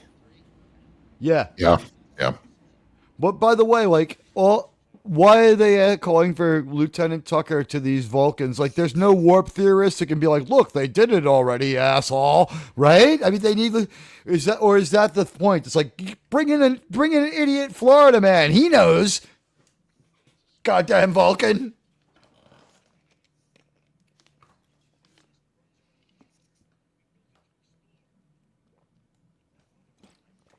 This is when I'm like, you little Nepo hire bitch, shut the fuck up.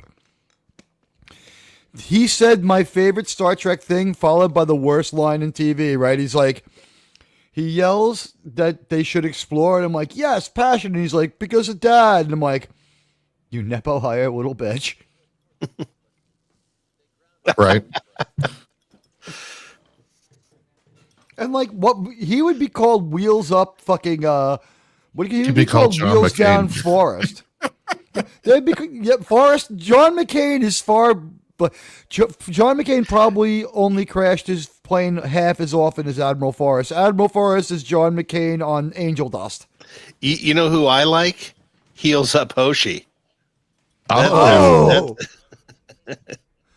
yeah, That's who I like. I would like if I could ask one more thing from Linda Park is, could you rub me behind the ears with the front of your toes?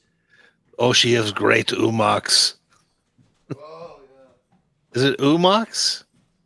Yes. Umox Yes. is when you play with the ears, yeah. Yeah.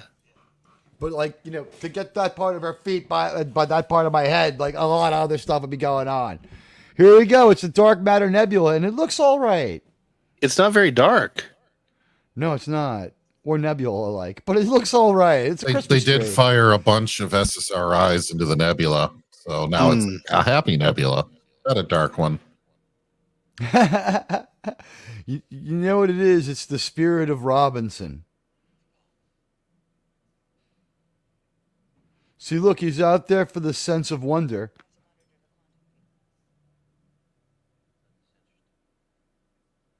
See, he's a true romantic. This is the stuff I like. He's romantic about the space thing. Yeah, and Vulcans This is where, appreciate this is beauty. where so- he's supposed to make out with DePaul. Yeah, I'd be like, don't move. Stay bent over just like that. Keep your hands on the edge of the console. I'm getting up slowly now. Now you're going to hear me unzip my uniform. It's a Phobos.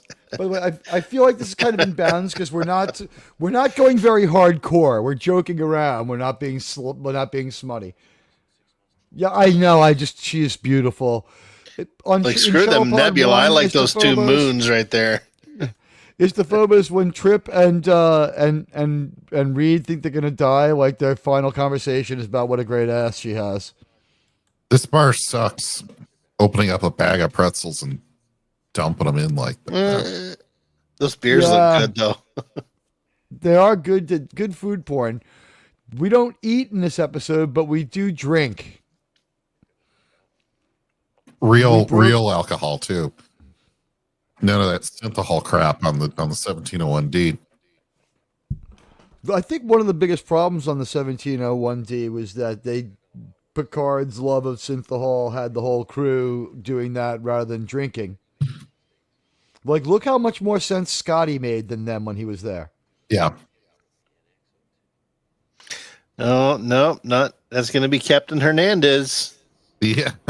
Well, that's only because this idiot falls off a mountain. Denali Kinley. Which is, I did not like Captain Hernandez. She was very wooden actress. Isn't Captain Hernandez Arnie's girlfriend from Total Recall? Is it Rachel Takoden? I don't know. Intertron? Inatrobe or Inatron? Intertron. Oh, Captain okay. Erica Hernandez. I like their uniforms, but it's fair. Ada Maris.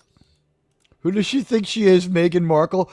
You know what, Istophobos? I have a red, white, and blue Meghan Markle t-shirt. It's just her face mugging it up, looking like an idiot. And I bought it because it's the best ironic t-shirt ever. It's hilarious. And you wear it to the Irish bar, you figure they'd love you because they hate the British royal family. But Irish people have a self-loathing love of the British royal family. And so they hate her. You go to the British bar, you can't wear that in there at all. Yeah, you will be. That's like wearing a Boston Red Sox hat to the cheap seats at Yankee Stadium, or going to Shea Stadium with money in your pocket at all, because you'll be robbed and killed by the vendors. Oh wow, Narek of the House of Clay likes this episode. If you guys want to see some cool, now Sean and I are into it, but JT, and there's our episode. Sean and I are into this stuff. JT, I don't know, he's a little worried, but all right. Sean and I watch a lot of, we exchange a lot of ship porn. Oh yeah. Oh, yep. There you go. My friend Narek of the House of Clay and Doomcock, wished him a happy birthday. Designs beautiful, really cool sci-fi starships and does animations and stuff like that. Here's his axe. Okay. Here's his axe. Check it out. All right. So, guys, fellas, people, ladies and gentlemen, we just finished First Flight. It was a fairly entertaining piece of television. My opinion on whether or not it's a good Star Trek is sort of, we'll find out. Let's start by going around the horn. Guys, you have your chance to grade it. It's there in the poll. Before we get started, let's see how that poll is progressing. It has 11 votes. What grade do you give First Flight? A lot of people gave it an A. Dominant answer, 64%. B, 27%. C, 0%. And DF, 9%. DF might not be defensible unless you're being a Star Trek sort of purist. It's kind of un-Trek related, but I'll tell you what. Go ahead and let's start with JT. Yeah, so this episode, I think I actually liked it better before watching it tonight.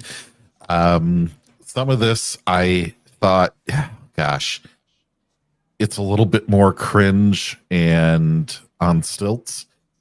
And it just formulaic that I don't know what I was thinking about this one from years past. I think I had a more gosh, I'm looking for the Kill word. Bill Jr. Yeah, this episode is just so predictable in everything that it does, and You that can feel is it coming, yeah.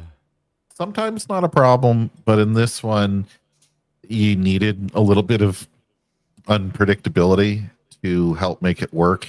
I think the storytelling aspect of it was also pretty boring with T'Pol and Archer with dark matter and all this stuff. I would have loved to see God, yeah, that the A plot episode. that was the A plot and the B plot were fighting to see which could be the B plot because they were both so irrelevant. Yes, and I would have actually don't loved stick to me have out seen front. a dark matter episode instead of going back in time and splitting it. I felt like they just split the baby and it did not work. They wasted a guest star. Yeah, I did like the lore building though, and that was the thing that I agree.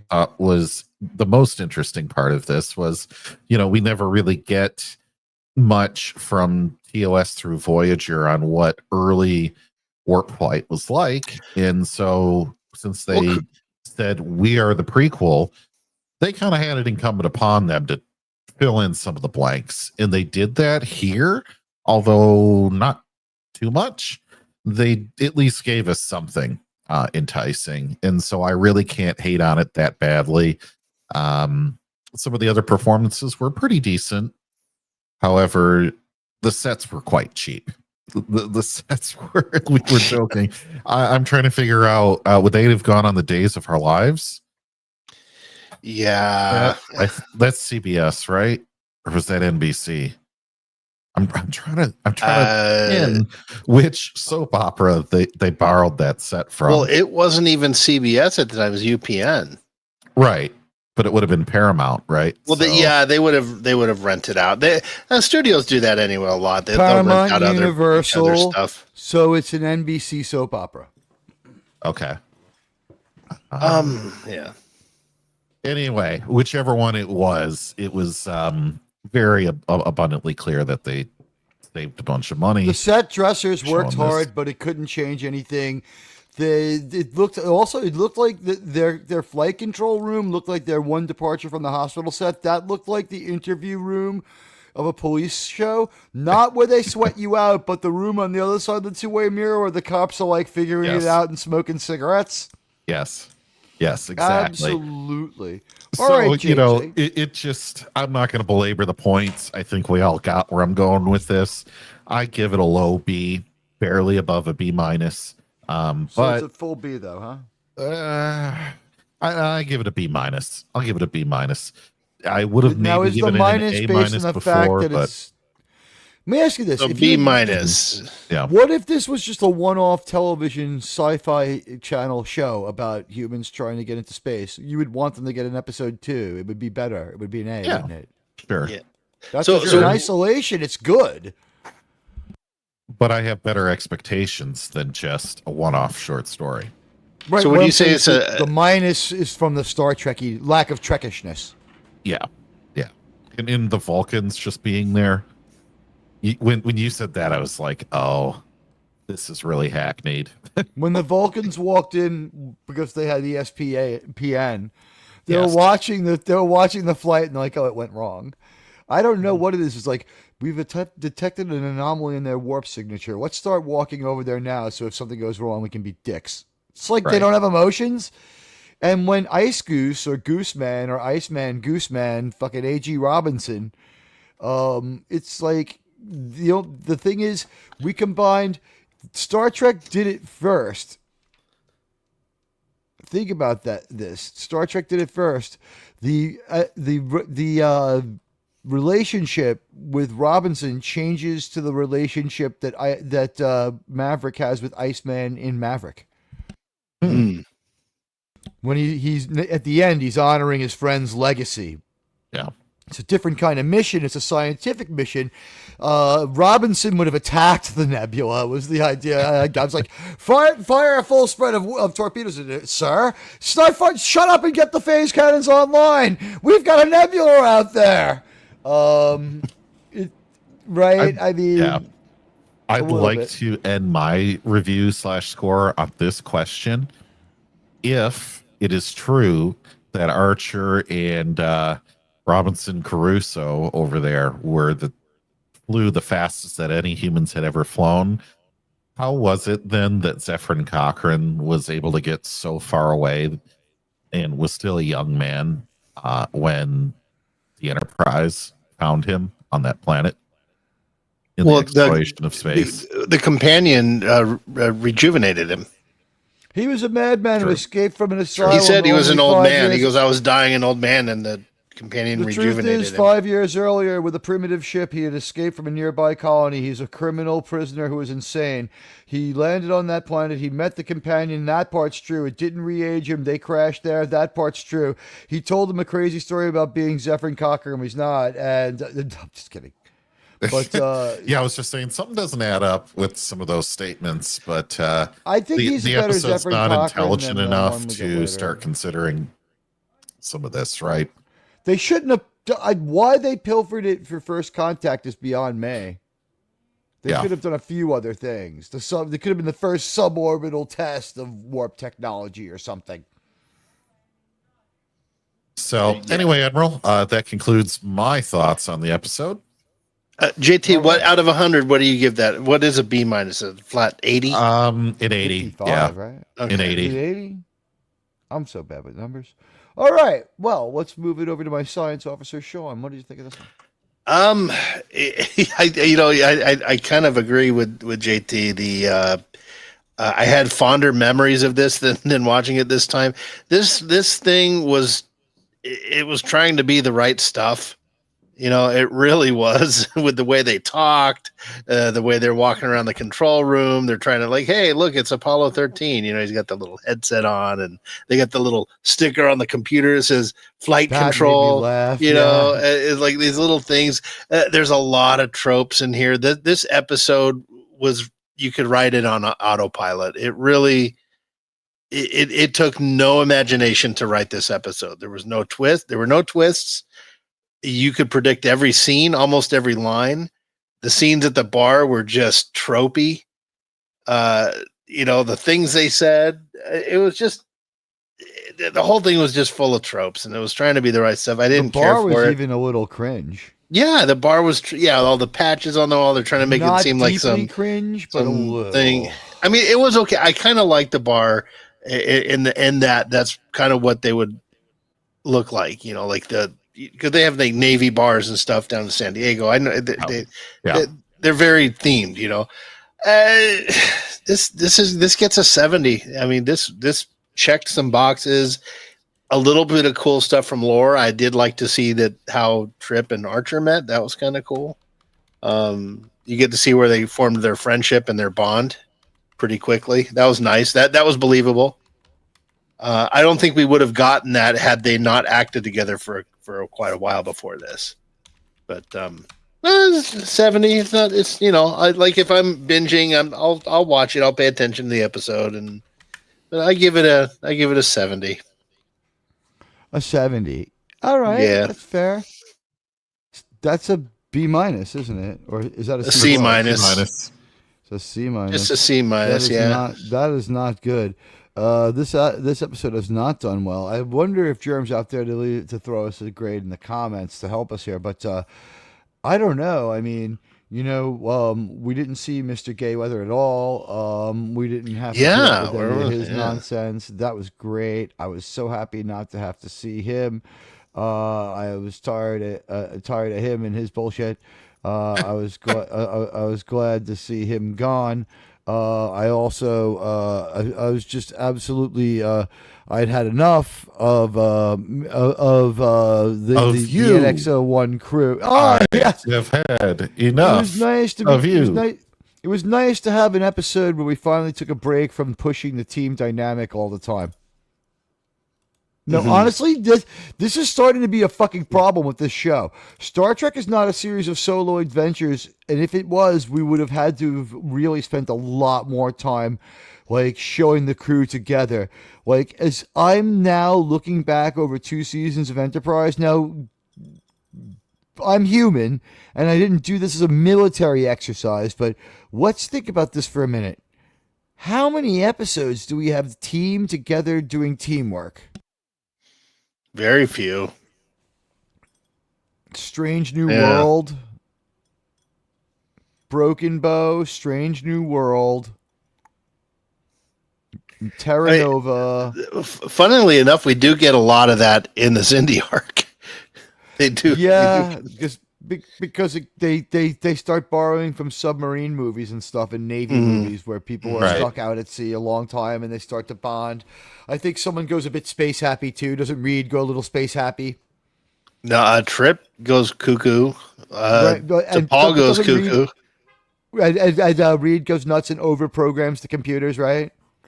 Oh no, that's during there was an episode where they're all upset. We saw that one, didn't we? Where they're Oh, all that's right. obsessed with something. I think he goes back and hits that shit again. Also, it works during that arc. That stuff comes into play. That was one thing I did like about the Zindi arc. So the OCD episode, some of the improvements they made to the ship come into play. And they've been using tactical alert ever since he came up with that. Yeah. Let's see. We've got some comments. This is generic. Let's see. I've seen middle school plays with better sets and more dynamics than this. Yeah. Bakula's trying, man, but yeah, he's whiffing. Well, he's not really getting it done. And Istophobos says something like, wait, was it Istophobos or someone said something about mediocre? Oh, generic mediocre sci-fi. That was Istophobos. I don't know what sci-fi was in this episode. There wasn't. It was a space adventure. That's true. There film, was but not any. There was barely. This was Top Gun and The Right Stuff, and The Right Stuff is a space documentary procedural. This was sort of a science procedural with an action adventure veneer, with like Top Gun and The Right Stuff thrown in, because they're acting like Top Gunners. They're not acting like Right Stuff. The Right Stuff guys are like college graduates. The Right Stuff guys are like, military officers. The Right Stuff guys are fucking war veterans and then combat veterans. And they're like, I know how to follow chain of command. Yeah, I know how to do this. Only one guy disobeys an order the whole time. This guy's like, I'm going to rock out with my cock out. I don't care what you guys say. And it's like, no, don't do it. We only built 2 ships, even though we have limitless resources. It's like, I don't know. John liked the episode better than most. And anyway, it wasn't. So here we go. It didn't suck. Bad. Here's It's not my bad. grade. That's the thing.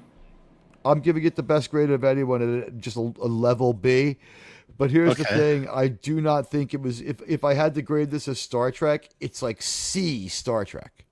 It's a C as Star Trek. We had a major guest star who did a good job despite being badly used, so they blew the A with that. They just destroyed their A with that. We had established characters acting against character. That was Mirror Forrest there. Forrest is never that risk averse. And never that. He was kissing the Vulcans' asses. Yeah. I hated his unmanliness. I hated his simpering to them. You know why? They needed him to come around and have some kind of redemption because Archer had to be the catalyst for that. I see why they made Forrest that way in this episode. Couldn't he have thrown him out of his office at the end to show that he had started using his freaking brain? Yeah, but at the end of it, you do see him smirk. Like he does have a smile. Like he starts to come around. They made so many little mistakes in this episode. The what do you call it? Okay, so Chuck Yeager wasn't, but here's the thing: because of his flying skills and everything else, he had beyond college level education in aeronautics and stuff. He's just getting it from the Air Force, and it's I don't know what his accreditation would be, but I mean, he knew what he was talking about, like with everything to do with air. He could stand there with a guy who had an advanced aeronautics degree and be like, bullshit, this is what really happens, because he did it, and also because he learned it. Let's see. He went to the Air Force Academy, which is called the War College at the time. Okay. Which is a college, yeah. The Right Stuff was kind of left out the action. It operated more on a political level and depended on the fact that these guys were heroes, but those events were only like 27 to 35 years before the movie came out, so within living memory. Think about this. Those events were as far before them as Star Trek The Next Generation is less. Star Trek The Next Generation's final season was 5 years longer ago than those events were from then. And think about this: when when Star Trek begins in 1966, World War II is only over 21 years. Yeah. Less time had passed between the end of World War II than has passed between the end of Enterprise and now. Yeah, yeah. That's Well, that's why something like Patterns of Force, it makes sense. There were a lot of people who are out there saying Hilter's still alive. He's out there. He escaped. He's on the moon or wherever. And we saw a movie where he was on the moon. And so we make two. There's two space Hilters. We have Kodos and we have Khan. And my favorite space Hilter is, of course, Khan. But we shouldn't, back off what a great space Hilter Kodos was, and what a great Organian Kodos was. oh, that's right. I love Kodos as the Organian because after he lays down the law about how they're not going to fight and how he thinks they're both horrible, he's like, now, if you could please leave us. Being in these forms such as you live your lives in is quite sickening disturbing to us. I think he says sickening. It's quite sickening to us. Could you please leave? They just want to turn back into pure energy because it's like we have to turn into frogs. That was how they were acting. It's like, oh, please, we're breathing air. Okay, radioactive knows his stuff. His accreditation was being a test pilot. Yeah, and also like. I have to believe that he was, had the advanced mathematic abilities to understand the theories and stuff, even though he understood most of it, is my impression. If he didn't, who cares? The man's an American hero. Didn't he shoot down a ME-262? I don't know. I don't know. Army War College is advanced training, is advanced education, just like. And by the way, employers consider 2 years at an enlisted rank to be the same as junior college. So, yeah, your time in the military is considered like 60 credits worth of life experience. From Harry Hamlin High School. I didn't know Harry Hamlin was that old, but did not pursue further formal education. He gained his knowledge through military service and a natural aptitude for mechanics, ultimately becoming a renowned. It was not a formal college. Chuck Yeager didn't become an astronaut primarily because he lacked the required college degree, the standard requirement for NASA astronauts at the time. So that's what his big problem was, getting into the program. All right. So I think they should have let him go into space anyway. But you know what, Chuck Yeager, interesting American hero. Und Officer Yeager. Yeah. We're going to be watching Patterns of Force, and I wonder if this was an HD TV versus regular TV thing at the time. And let's see, Radioactive says, by the way, when Chuck Yeager joined, the service was a BS degree, wasn't a requirement. That's true. And the thing is, like now for HR guys, if you make it to officer, you're considered to have like grad school level education. In Patterns of Force, was this a HD TV thing versus analog TV? They're like, people aren't going to see this. They're in the Adolf Hilter division, and it's embroidered on the sleeves of their uniforms. So, Really? Yeah, it's specific as hell. Because that was the deal with the German army. Like, they didn't look at their props. The German army didn't look at their props, or the people that did the show didn't look at their props? Both. The thing is, it's the same people. No, the people who did the show obviously didn't think it through. Like, you could have those uniforms; it could be the same. Just take off the name of someone specific, but they didn't, or cover it, and they didn't. And the other thing is, the episode's meta is completely confused because half of the people on Ecos speak with a German accent.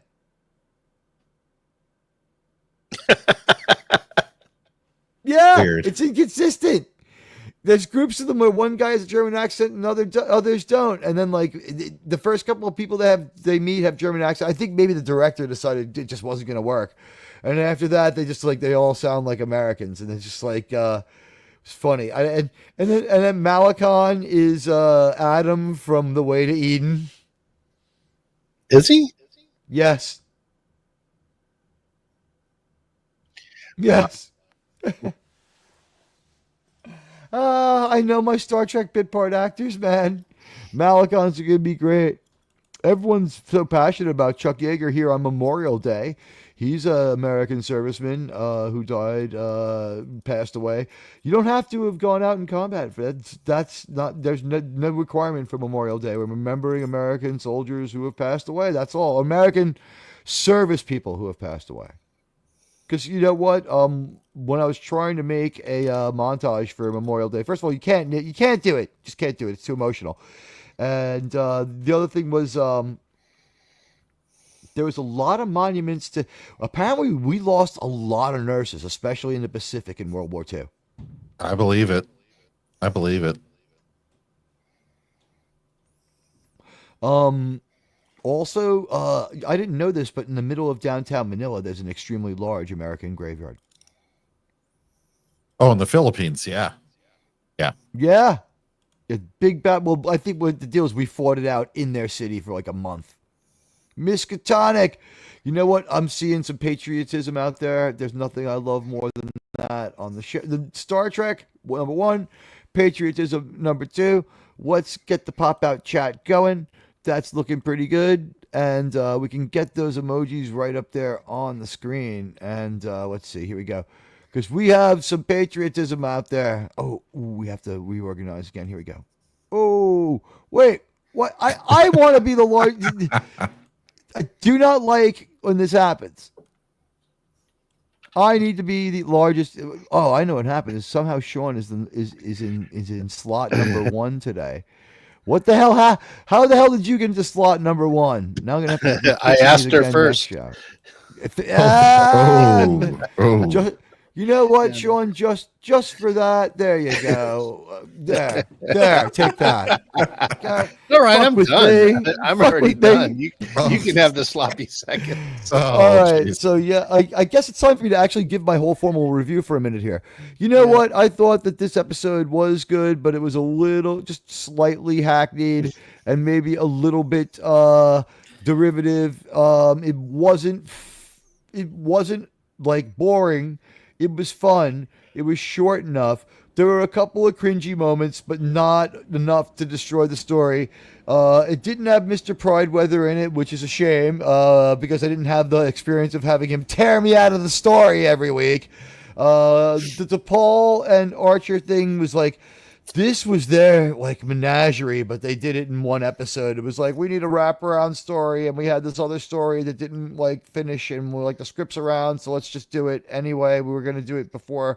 It's like the Broken Bow pilot, but the Broken Bow was a better story for a pilot. This was gonna be our pilot. I think something's that's going on. It's like, oh, that would have been a good pilot. That would have been if this was a pilot. It feels like a pilot to me. It would have been a little differently, but it would have been a little too tongue in cheek because it was a show about pilots. It was also a little too far back in their content. It was a little too far back in the progression of the program. Mm-hmm. I wonder if it was a cut part of the Broken Bow movie where they talked about like this, just like when I argue with AG. Yeah. But maybe like the script was a leftover pilot. Like, here's the thing: if we're writing Enterprise, our first pilot may have looked a lot like that, and we might have gotten just about as far as that episode got before we were like, this can't really be a pilot. Mm-hmm. You think so? I think I know how to fix this. Wait, hold on. Let me try something. Let me see something here. Ah, wait. All right, yeah. Yeah. Because I punished you.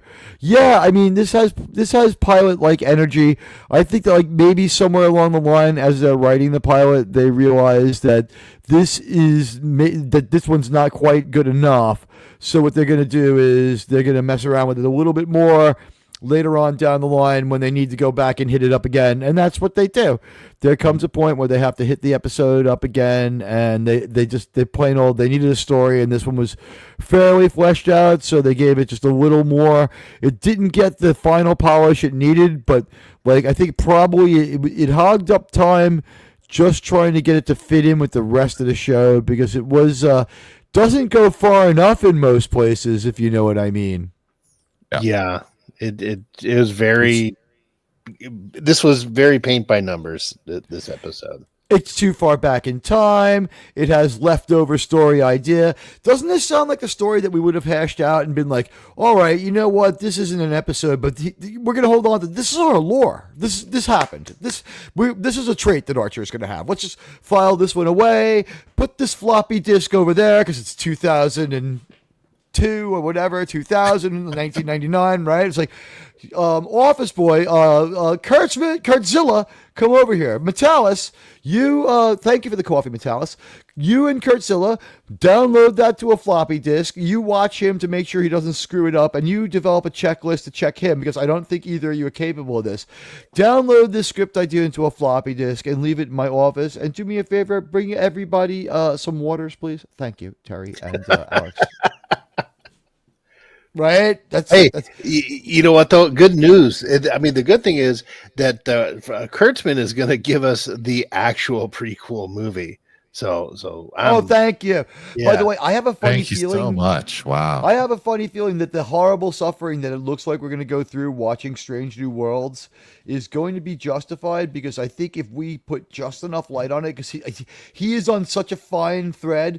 If I told you that this is his most vulnerable moment and we didn't strike, we'll regret it for the rest of our lives whether we succeed or not. You know what? Let's let the Star Trek license holders see how the Starfleet renegades fight. We're going to take this to them in a legal and normal capitalistic way. Don't bother getting anybody on Twitter. Don't bother talking to them. Don't bother interacting with them. That's my job. Me and Anson Mount have he doesn't know I exist, but he's starting to figure it out. But don't go bothering any of them, even though some of them are dicks. Whatever. Just leave them alone. Don't watch their show though.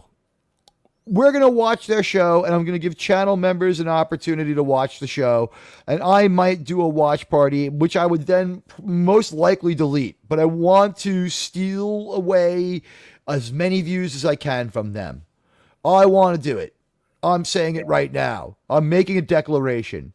I think that by use of watch party, where YouTube would have nothing to do with anything, I could have a way of sort of, and also, I do not think the people who watch the show with us have any interest in watching it. They only watch it because we give them a chance. Yeah. And quite honestly, it's a big part of their viewership. They shouldn't fight me. And I would just tell them, you can't do Star Trek well, and you're not going to have 2 musicals, 4 romances, no adventures, and some bullshit. One episode has all that action in it. Believe me. And we saw some stuff from last season, even in that trailer that I saw.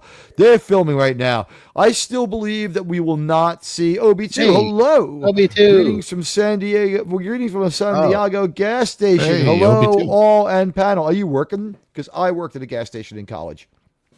Well, OB2, if you're at a gas station getting gas, I hope you were able to get a second mortgage to pay for it in San Diego. You know what's funny is the White Bear, my friend White Bear. He's a chicken farmer, and I'm thinking he must be so rich right now. Like he's like putting a new addition on his house. You know what I mean? It's like, my buying my neighbor's house. They had to sell. But greetings. Let's see. You're working tonight. Be careful. San Diego's a nice town though. I hopefully you're all right.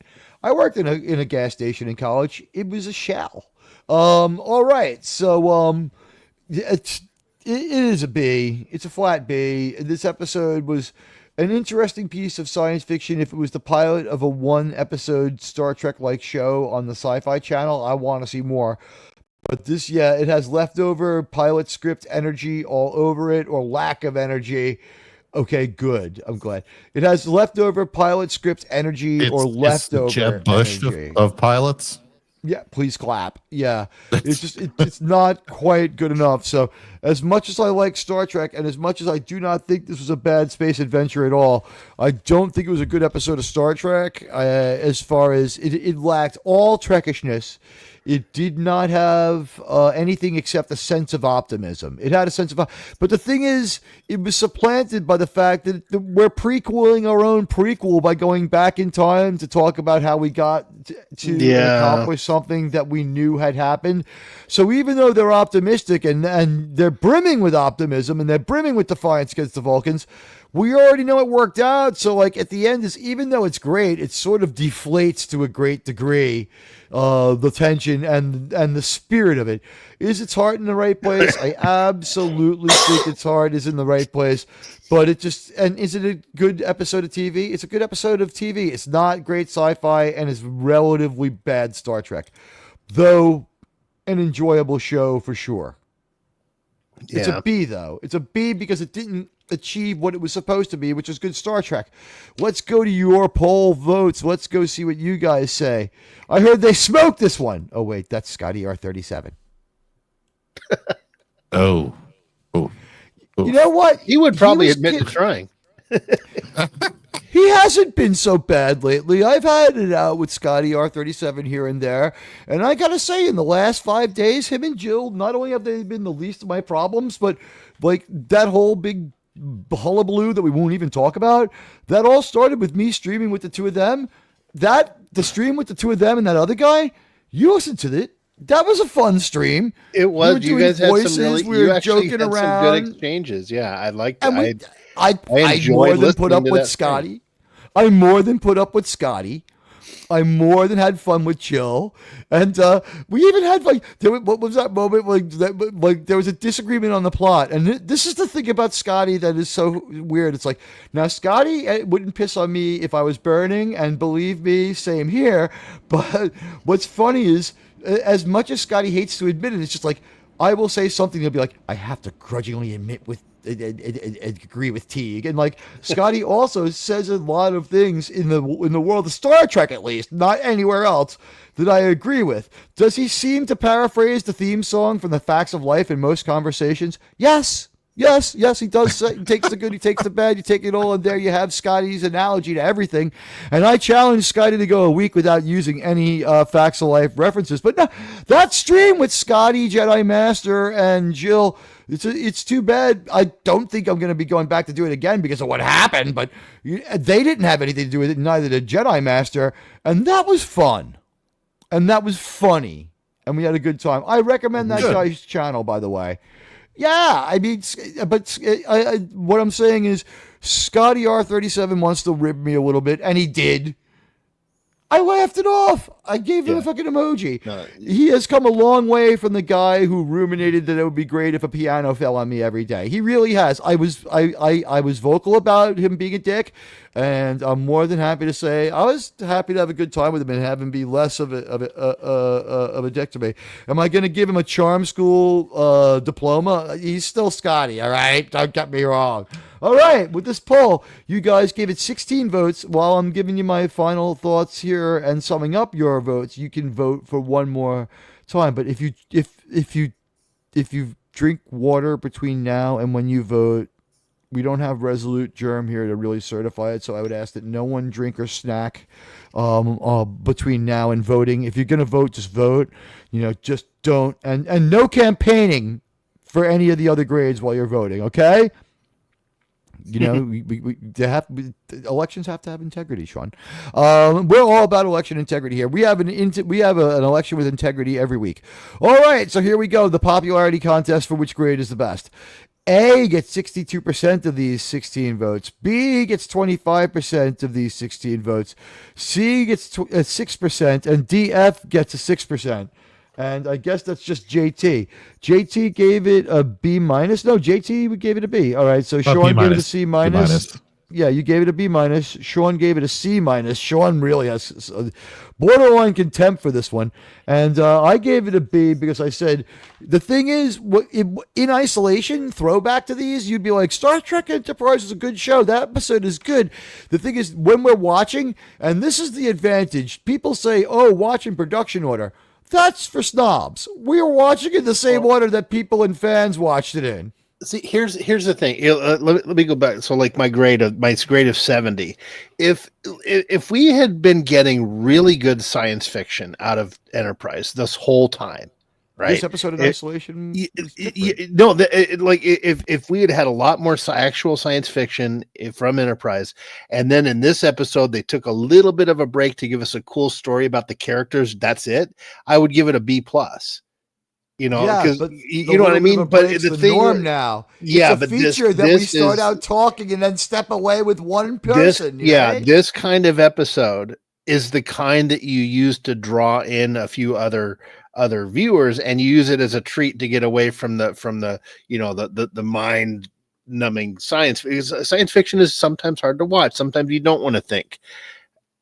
This should have been the treat. This is the norm. Like they're just giving us dessert all the time. And it's, you get sick of it. It's a very inexpensive dessert too, because what's going on is what they have is a 26 episode show with 22 episode payout contracts. So they got to find a way to keep everybody but the people with 26 episode contracts out of every episode, right? So did we see Hoshi for maybe for 10 seconds, right? We didn't see Phlox at all, which, I mean, it's starting to become a plus. There is no Neelix on this show, but if there's a Neelix adjacent character, it is Phlox. He looks less bad. That regeneration episode, I appreciate that he acted his ass off to try to save it, but Dr. Phlox was the recipient of every bad thing that hurt that episode. It really fell on Phlox which hard. episode? Regeneration. Regeneration was, as JT put it in the intro to that one, there's all sorts of sharks, and you're going to see every single one of them get jumped tonight. Yes. There are sharks that have yet to thinking evolve. oh shit, what did I say? What did I say? But yeah. Okay. Yeah, no. Someone has to genetically engineer a dire shark to jump anything more.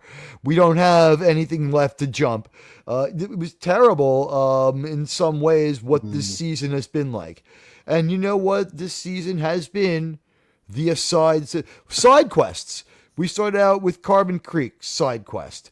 Then we have another side quest after side quest. We have only had 5 or 6 episodes to build the crew as a team and a unit. And it's like Minefield was a side quest on the ship. Yeah. There were so many episodes in this that they did all work together to solve a problem on that one. Minefield might have been not really one of the problems, but there are not enough teamwork together, crew dynamic episodes. We do not have a lot of time with the whole crew relating to Captain Archer on the bridge and getting a dynamic there. Right. You are not watching the A-Team by a long shot here. This is the worst bridge crew dynamic ever, and I like every actor and character. Yeah. It's all. I mean, even years Travis for this, but I feel like the show is going what? more towards Voyager. You mean? Oh, I'm just saying, like, this show feels like it's going towards the Walking Dead formula more than it is the TNG formula. Yeah, we're going to run out and get some supplies. All right, so Yeah. it's staying at 16 votes. Yeah, you know what? We need like a Carol character to go do some violent, exciting things. Isn't it weird? But it feels like that, doesn't it? When you put It that show does. against this one versus the original series, or especially TNG, right? Where nobody does anything on their own, really, except for maybe Worf here and there. It just it really is not in the direction that is good. It's in the direction of what is cheap. And I think you start seeing the strain of trying to do 24 some odd episodes, and I don't think it really helped. On a budget that was slashed, they should have lost 3 episodes instead of doing it like this. There are so many episodes where we barely see our crew. We have not built the idea that these people are integrated into a tight-knit crew that care about each other. Like, I almost feel like what does it say that the only episode where we had the episode was better than it should have been because we didn't do this ever. Vox Sola is a good episode, 1, because of an interesting alien, but 2, a great twist on the drawing strength from the captain dynamic.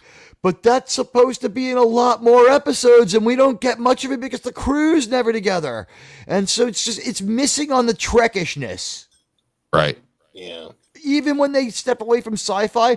We had that episode with Dr. Apgar and his wife who wanted to get with Riker, and Riker's like, I'm ready to leave now. And the guy fires the phaser at him, and the phaser beam deflects back and kills Dr. Apgar. And it looks like Riker killed him and beamed out. And we have that whole like procedural crime story on the in the holodeck where they prosecute Riker. Yeah, it's called A Matter of Perspective. Think about it. There's no sci-fi to that except they used the holodeck to recreate the crime. They did a crime procedural show on a sci-fi show, and it didn't hurt at all because was like, if I remember correctly, sandwiched between two crew-oriented episodes. There was primary crew members with the point of view, but like, we never walk around the ship and talk about why it's a great ship and why we have to save it. We never walk to a part of the ship where the crew just hangs out and talks. There is no fucking break room on the NX-01. It is the coolest looking ship, but it is like Spartan to the point of dull. Mm-hmm. Yeah. It's a dull ship. The only thing exciting about it is where it's going. It's too utilitarian, and I think they realized that because what you told me was they were going to put a drive section on it for season 5 rather, and it didn't happen. So obviously they knew the ship needed to have more amenities, and they were going to build it into making the ship look more exciting and clearly more familiar looking was something that they were looking forward to doing.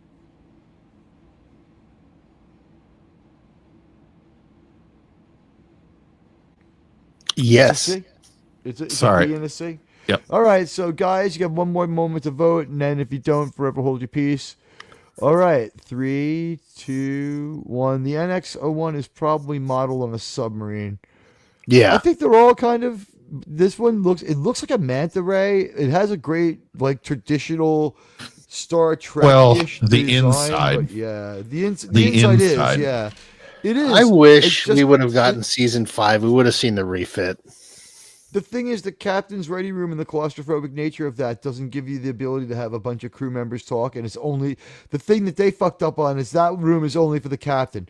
There needed to be a small break room with like, I don't know, an Atari in it. It's like, love playing these classic video games. They have a theater where they watch the fucking movie together. Like, they can't go down there into the mess hall and relate once in a while and have a 10 forward. It's just like, it's such a small crew. Your mess hall will work as your 10 forward type place. Just go to the mess hall. Go to the mess hall and have a beer with your other crewmates. We did that in season 1 with Ensign Cutler when we had people other than the principals doing anything but saying, "Aye, sir." And that's all that Pride Weather does now. Thank God! His acting has been terrible. The good thing, though, about all this is, if Pride Weather doesn't have to do all the talking parts, then he's free to, go around to do the inventory in the cargo bay and all these other, junior officer duties, right? He can really build his resume for when he's going to be on House, giving House a hard time. I didn't realize that. See, the thing, House has 2 black antagonists, and one is fat and old, and I think is Uncle Philip from The Fresh Prince, and the other one is Mr. Gayweather, which is funny because that means that both Uncle Philip and Mayweather, that means that both of House's antagonists were black and former Star Trek actors, because Uncle Philip is a Klingon. Well, House has far more than just 2 antagonists, but I'm just talking about his black antagonists from that arc of people who, because the hospital changes hands, and House is like the people who run the hospital. First they put like a keeper on him. He basically has a human ankle bracelet, and then they make Cuddy do it. Well, that's like in the first season, right? I'm talking like Pride Weather comes in season 4 or season 5, and Dr. Cuddy is trying to adopt a baby, and she does, but then Pride Weather's a social worker, and so he's coming around to like inspect and crap. I think that's him. Yeah. It is. And I was about to end the poll, and someone voted right as I was about to flex over it, so I'll wait a couple more moments. It seems as maybe a few people stumbled in. Welcome. If you can, hit the like and follow buttons. And as always, if you're listening to the show, if you leave the browser open for 4 or 5 minutes with the show on, it gives us a much stronger analytic and a much stronger watch, because the watch parties by nature give away some time and some views. So I would just ask you if you could please, when you watch the show, watch us with the tab open for a while, because that's how YouTube counts the views, and that's a little bit of the strange engagement problems we've been having. Although, like, tonight's so normal, it's like I'm almost afraid and almost want to end the show. Well, 18 votes. People, there are some new people in. Thank you all and welcome. Welcome to Saving Star Trek. We watched the Enterprise episode First Flight tonight. It had nothing to do with the show and very little to do with Star Trek. The Vulcans were in back looking angry and scornful, and that's about as Star Trek as it got. Huh, guys? Yeah. I'd say so. It might be time, like, you know what? Instead of doing all this lampshading and bringing in big guest stars that they use poorly, is it time to just put the Delta patch on their uniform? I mean, Sean, what are your thoughts on how we could save this Star Trek show? Oh my God, I don't know. This one, just more science fiction, man. More cowbell. See, I don't know, Sean, if I would go that way necessarily to try to save this show. I think you might go more Deep Space Nine. With Enterprise? Because they've already shown. Definitely a need for some more sci-fi in the last few episodes we've seen. Well, but here's why. They don't show themselves capable of, after season 1, of doing like the tech advancement, slow and steady type thing. They don't show themselves capable of going into deep space and explore. Well, deep space for them and exploring. Yeah. And I think you rub up against TOS and TNG too much when you do that. Instead, what I think you should be doing is meeting more of the Alpha Quadrant species that we know from the other shows and starting to do the diplomacy route and going that way. I know the makeup budget's been slashed. Well, we do get that. We got the Andorians, the Tellarites, the Vulcans, but they didn't. But they didn't do it as in a diplomacy route. Well, they do at the end of the series. At the last episode. Well, yeah, but like that's last boring though. That the diploma we see they kind of do their kind of diplomacy with the Klingons. They're kind of definitely Shran and Archer are starting the seeds of diplomacy with the Andorians, and here's the thing: guys who are going to move up both have struck up a friendship. It's more of a coincidence, but I agree. But that's not like they have alliances. This is how alliances are formed, with friendships, and they're like, yeah, we keep doing each other favors. You know, that was one of the lines that they said. Shran and I don't forget which one of them. Both have a personal dislike for the Vulcans, especially Saval. Well, true. Here's the challenge Enterprise faces, though, is because they're supposed to be new and in awe and learning and over their heads, a little naive. It's hard to get good science fiction-y story out of stuff when they're still learning. Like it would take real cerebral writing to do that, and I don't think we got to think back to that time era, 2001, where they were trying to hold on to normies. What they did, it was a bad cake. In the episodes where it works, you know what really is the thing that is good is when they lead with they're not advanced, they're not powerful, but like their curiosity and their resourcefulness bails them out again and again. But you can't keep doing it, I guess, over and over, because like one of the episodes where the fact that they were like resourceful and that they were really honorable and everything works out because of it, in fact, very Starfleet, is Terra Nova, which is an episode but people have mixed feelings about. Yeah, well, it's like Dear Doctor again is a great example of how the show should have been. Like that they encountered a new situation, a new species, all this, and they were faced with this great dilemma. Right. Great way to mention it. Sean knows the rules about talking about Dear fucking Doctor. Yeah. No, but they were presented with this extreme problem, but it was still great science fiction. That was like an A+ to the end of the moon. episode. I was ready to like the episode as soon as they said that there was a phage. I'm like, they used the term phage. It's Star Trek. I'm good. Let's keep going, man. Keep the trash just coming, man. Keep it coming. But, Dear Doctor was one of their best episodes. And, here's the thing that didn't happen with this show.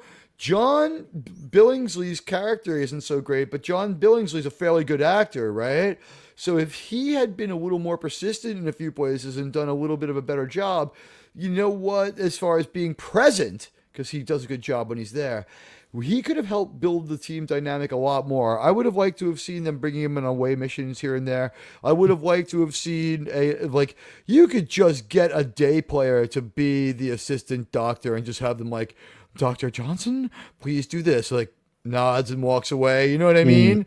And just do that. Like, it doesn't even have to be as developed as Dr. Solar, my favorite. I like Phlox though. Phlox I love his character because he was their window to alien worlds and new ideas. Like he was very the opposite of T'Pol.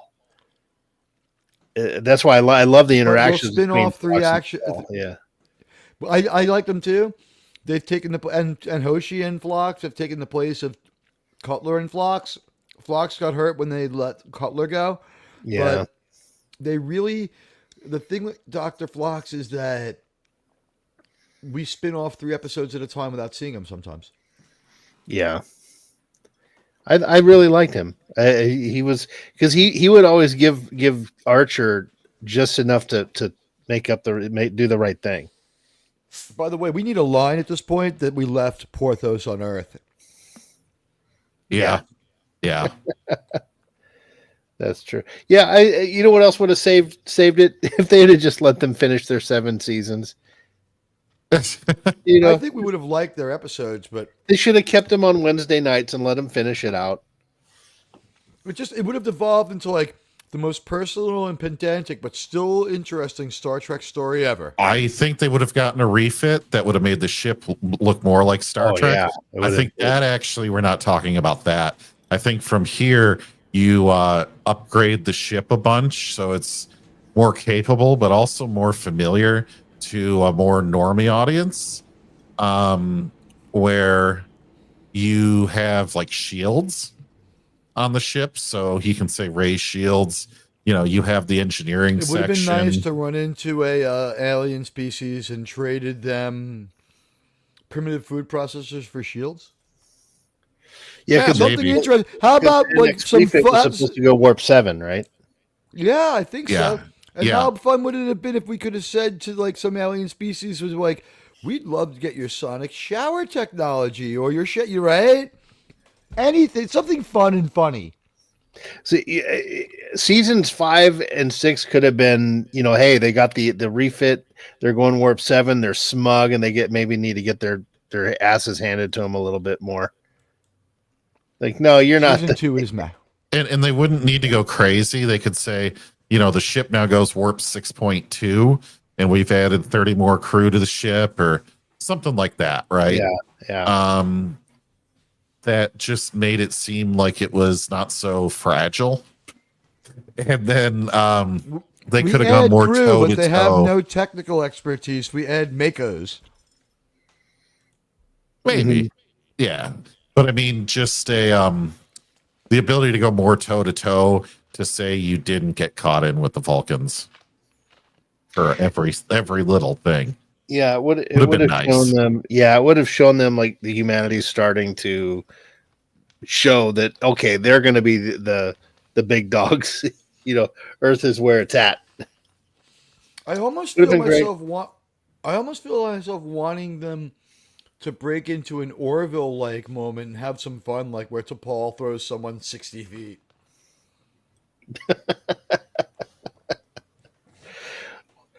Well, like Spock did in Star Trek 3, he threw that Klingon.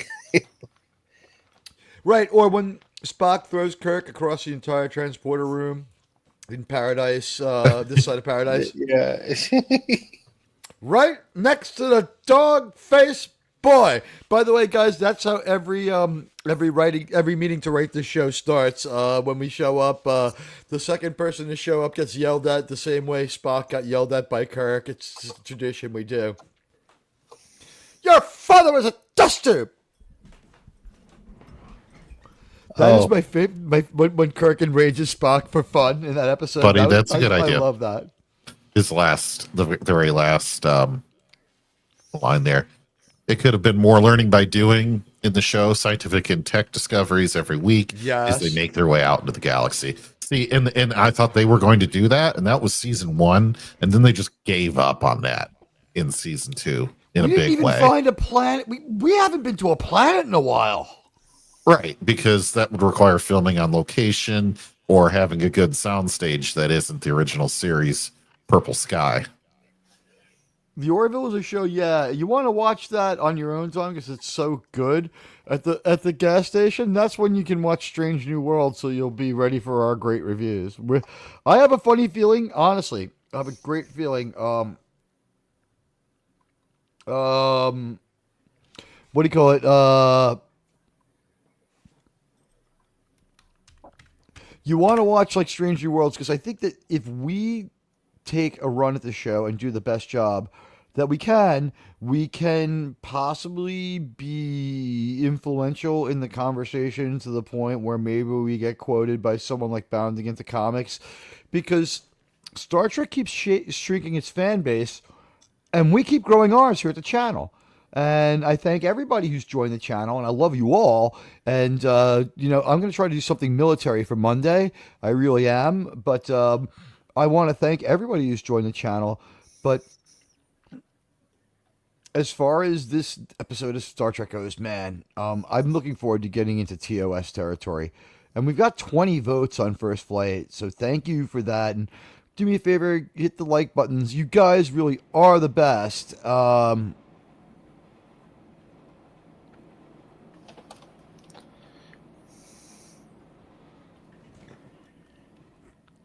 Really? All right, let's not time people out over personal disputes. If that's happening. Let's not time people out because we disagree. It doesn't seem to be that was an abusive situation. Please don't do that. It doesn't need to happen. Did I miss that, guys? Yeah, like 5-10 minutes ago. All right. Well, I apologize. It happens. Wow. Yeah, please let's use those wrenches correctly, please. All right, good. That's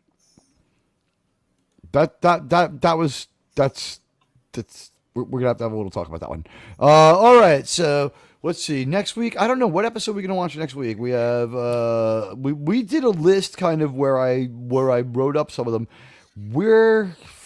What do we have left? Is next week The Expanse?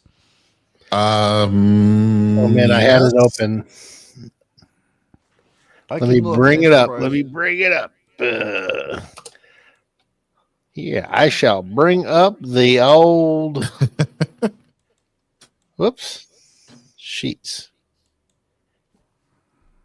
So we're trying to bring it up the main computer, right? But the binars have it down for maintenance, folks. One moment. Here we go. I'm going to share my screen, Admiral. There we go. Full screen. Yeah, okay, here we go. Okay, so we just did First Flight, right?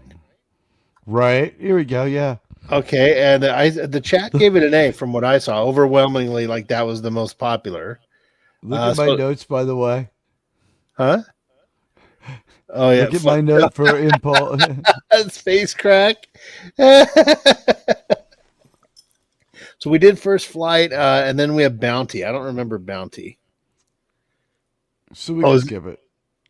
And then we get it's another the penultimate episode of season 2. So I think the deal is we end up with a lovable bunch of scallywags who are just a bunch of space losers, and they have just Archer again. Isn't that the deal?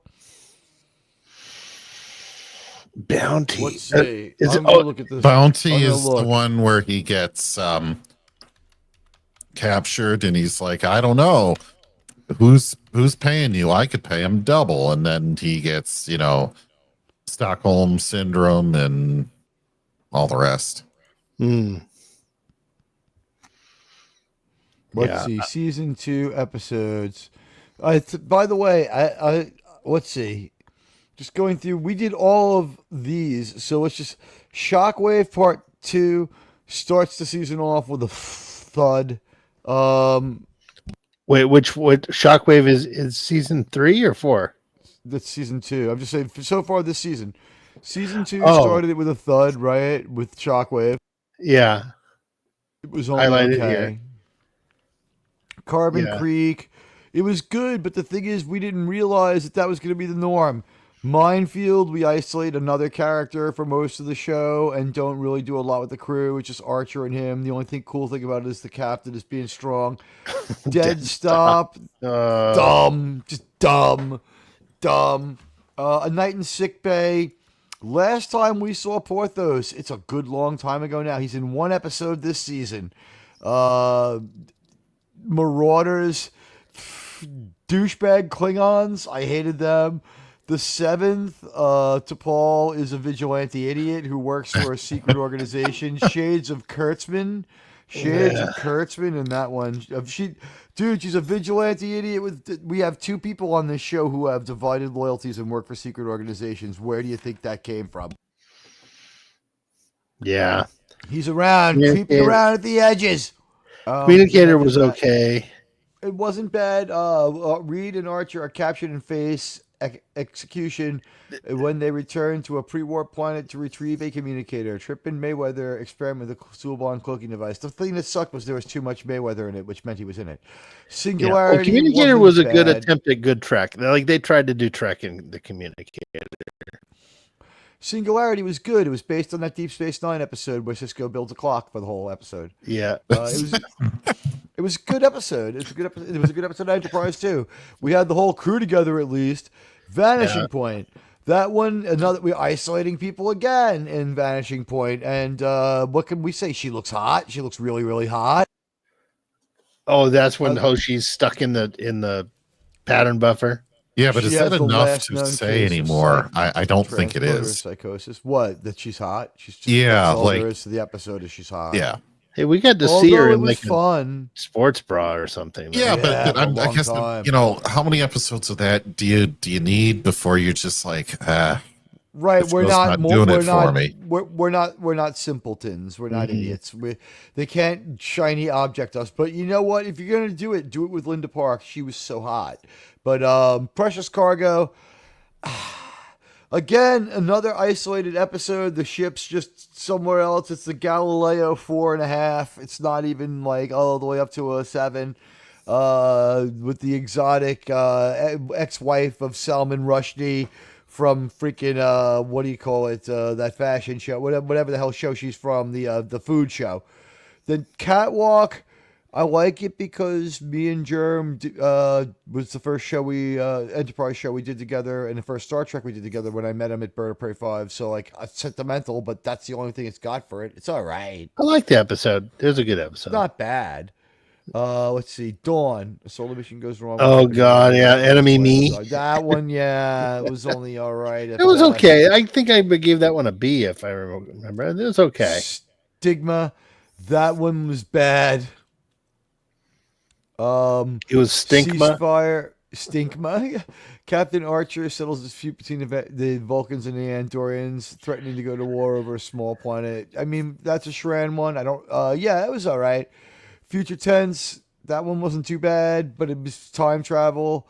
Con Air we skipped, but I watched it. It's not that great. The Crossing. It wasn't terrible, but we'd seen it done too many times before. But it wasn't terrible. We had our whole crew together. But the thing is, we had people zombified, so there was still not a lot of crew interaction even in that one.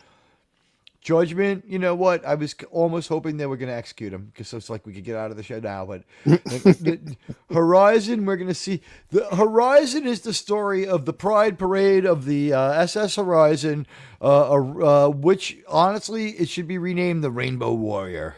Aren't we watching that later next We're month? watching that on June 14th, and that's our Pride Month show. And we had the emoji. What was the emoji gonna be? It's the it's going to be the the logo flag from- behind Travis. No, but like somebody suggested something before. It was the logo that we could use as an emoji for a year. I forgot. I'll get it when I really listen to my own show. The Breach, it was okay. Cogenitor, that one was kind of sci-fi-ish, but it was just like with the third gender, it's been like it was better episode when it aired than it is now. No one cares. Regeneration, Did we skip it? Yeah, we did. Okay, because I give this an A. This episode, Cogenitor. Cogenitor. Yeah. Well, we were maybe watching that in June as well. Cogenitor. Oh yeah, we are. Yes, that's true. Yeah, we're going to do this in June. It might be the only month we could get away with having a discussion. The thing is, Cogenitor then gets us back into. Unfortunately, you can only go as fast as the slowest AI when you're discussing Star Trek. And the episode Dear Doctor was a nightmare because there was a phage on the planet. They invented a cure for the phage. It was administered via hypospray, best way to put it. And there was a moral component to taking it, so it was like it started to mimic things from our real world. And the other thing was it had like the scientific aspects of it were the same as things from our real world, and it was so close. So like I always have to pre-watch these at the risk of falling into a situation like that. And with that one, what happened was I wrote a disclaimer that was too disclaimish. Really? Yeah, the disclaimer was what got us in trouble. Let's see. Yeah, I was trying to make clear that it was not a real situation, and it took it as me saying that the real situation was fake. After learning that a colleague has died, that's first flight. That was fine. It was just again, there's zero crew dynamic or whatever, like a 5% crew dynamic. Bounty, Ponfar, the Vulcan mating cycle. She must mate or die. So are we doing? What are we doing? Bounty next week? Do we have enough people here? How many concurrents do we have? Can we take a quick poll? I don't remember the plot of it. Our numbers are huge. One of the problems that we have is StreamYards lies to us. It says that I have 10 concurrents. We know there are 7,000 or 8,000 people watching right now. They lie to us. The fake media tells you that this is not the most popular show on all of YouTube. Hello, Ithaca. Now that's an emoji. Who's Chesticles?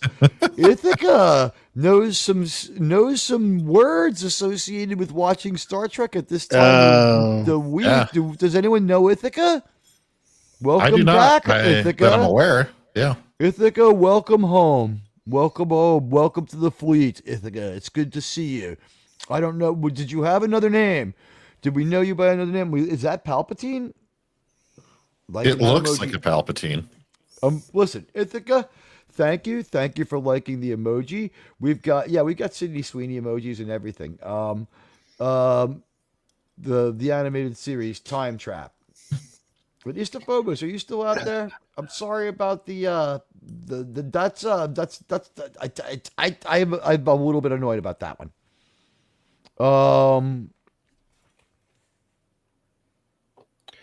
So I'll read the synopsis for the bounty. So we'll let the chat. Captain Archer is kidnapped by a Tellarite bounty hunter, Skalar, who is seeking to collect a bounty from the Klingons for his capture. In the B plot, a microbe from a previously explored planet causes T'Pol and Phlox, but T'Pol to enter Ponfar prematurely, which I didn't know that the female Vulcans went into Ponfar. This looks like a boring episode. Once every 7 years, it's just, average, I thought, for female species after the age of 20. Yeah, that's what's true with humans. Without getting in too much trouble. Yeah. And even then, it's like, I guess if I have to, it's not that it's driven by a sense of desire. It's, Yeah. it's a sense of I still want to keep half the house.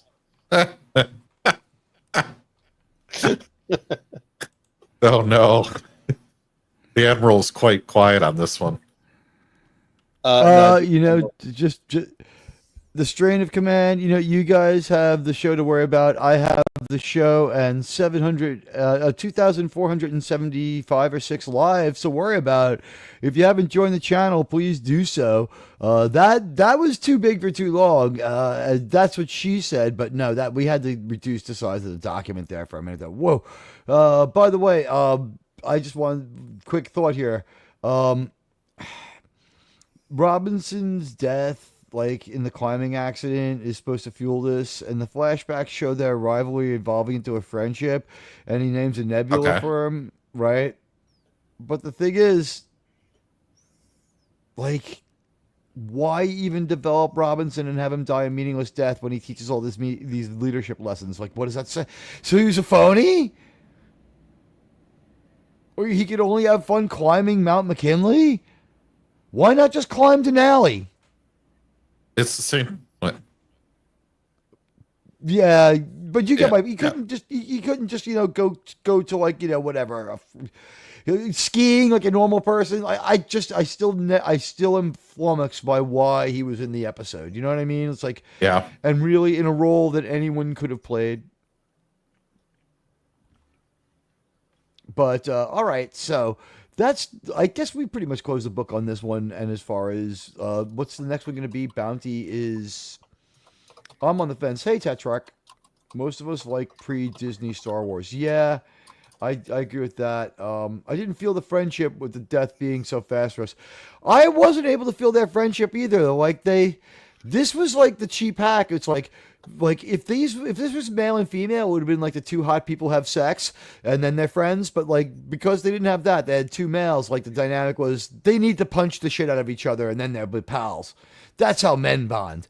It's like, and then like we find out that Archer meets Trip in the most unremarkable way. They did nothing with that, and Trip was fully formed. He had nothing different about Trip 8 years earlier, except the rank. He's completely. Oh, it was the greatest American hero emoji. That's what it is. But Trip, to be fair, there's not much depth to Floridians. Just kidding. Tell that to the 5 Floridians lost on average every year to sinkholes.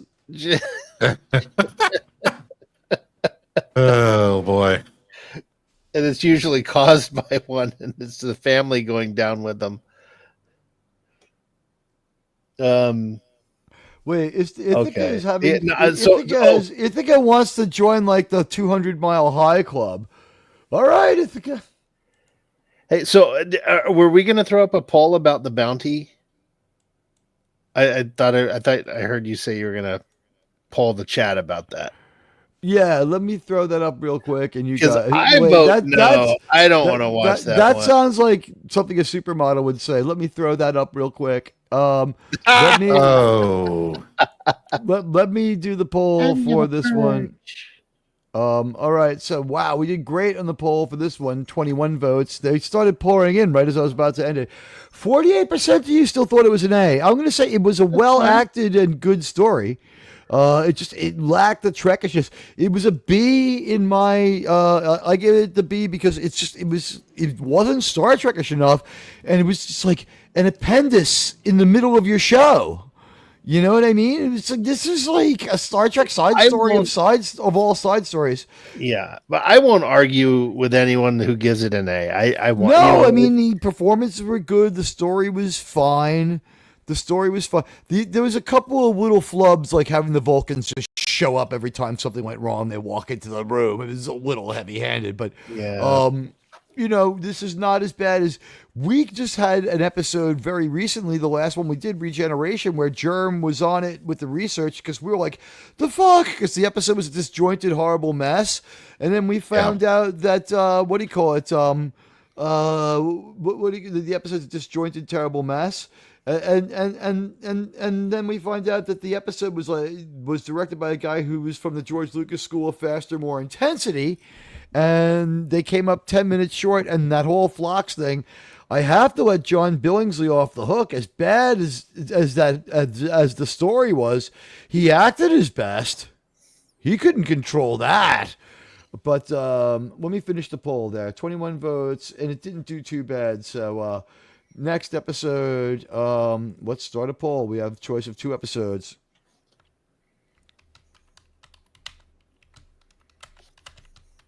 Whatever shall we watch next? I like to use the phraseology from Raiders of the Lost Sign. Well, Fraulein, whatever shall we talk about? Bounty is one choice. And that shows a quicker picker-upper. It's a real SSRI of Star Trek. Okay, and what else? Bounty. Got it? I mean, Bounty's such a throwaway episode. We got to remember, like, we don't got that much to go. I mean, we don't have many. We've got like 60 episodes or something in 30 weeks. In 30 weeks, so we have to trim at least half of these out. So what you're saying is Bounty's the kind of episode that you would use to just say clean something up and just quickly throw away without even thinking about it. Yeah. It's a triple ply episode. And if I was an older red-haired lady with a wig, yeah. It's triple ply. It'll get that stain out of there. But so what's the one after Bounty called? The Expanse. And that brings us we have to watch The Expanse. So it's really just comes down to watch Bounty, skip Bounty. Well, here's the thing. So we were going to kind of cut. Well, okay. Here's the thing, because we're going to be covering the Xindi arc in within a couple. We're going to cherry pick some episodes, right?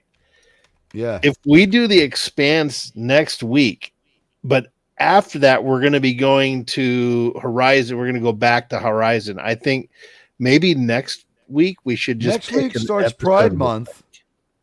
No, next week is the 31st of May. It is. At midnight, Pride Month starts. So do we want to count that as? Oh, let's do Paradise Syndrome. John's got a good suggestion. Let's do Paradise Syndrome. What's John saying? He's saying, why don't we do 2 episodes a week? I don't know about watching 2, but we could grade 2. Could we handle watching? We could watch 1 and we could review 1. So next week, what people want is a Bounty review and a watch party for. Yeah, I could do that. I can do that. I don't have anything going on this week. Okay, a Bounty review. And guess what I did, guys?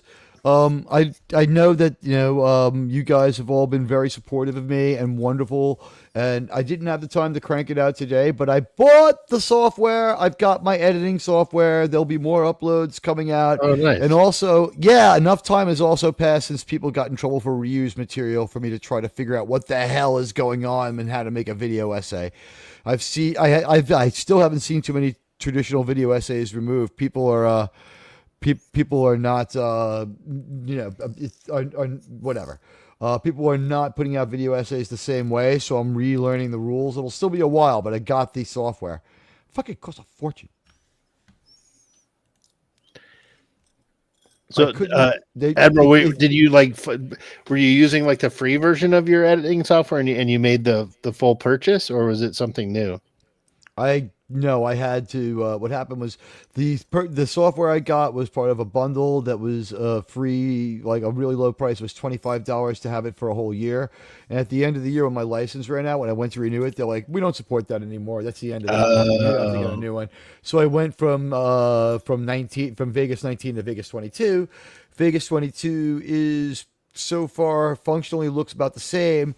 And it doesn't have the best monitor, so I can't get the cleanest transitions as I want. But maybe this year I'll read the deep learning modules, which are like, if you ever are happy and you just want to bring yourself down, you don't feel like taking like mood stabilizing medication, Just watch the deep learning modules for any video editing software. Ask Sean. It is a fucking nightmare. I also accidentally bought software that was only okay, but you know what it's good for? Ripping video off the screen. So, okay. Really? Yeah, I can only do it at the pace of the show, but now I can at least rip video off the screen. Because when I have to download a clip from the old YouTube for something like some sites I go to work for a while and then some don't. Sometimes because they get taken down. Here's the deal: I had editing software before, but the license wears out, and you have to buy it again. Well, And I then, paid for my I also I messed I up paid in. for it. It's Cyberlink. I really like it. But With what's your editor works great. You're able to do a lot more than me. With my thing was I got the software as like the money went to charity. They were offering like a charity bundle, and it was just like it was Vegas 19. So they didn't have an upgrade on it. QuipChamp is a fucking you're not going to get anywhere, and don't bother upgrading the full Movie Maker unless you're just doing it to like, your home movies and your family. You cannot YouTube on QuipChamp. You could do a little bit. You could do I've never used any of them, so I'm learning here. That's why I'm being isn't so quiet. QuipChamp Microsoft thing? It might be with I think money it's upgradable Microsoft, to free usable. solution. It used to be Movie Maker. It Yeah, used yeah. to be Microsoft Movie Maker. Now it's Yeah, QuipChamp. I use ClipChamp for my work because I have to. I run town halls for my work, which which is cool because the YouTube experience I have lets me do town halls pretty easily.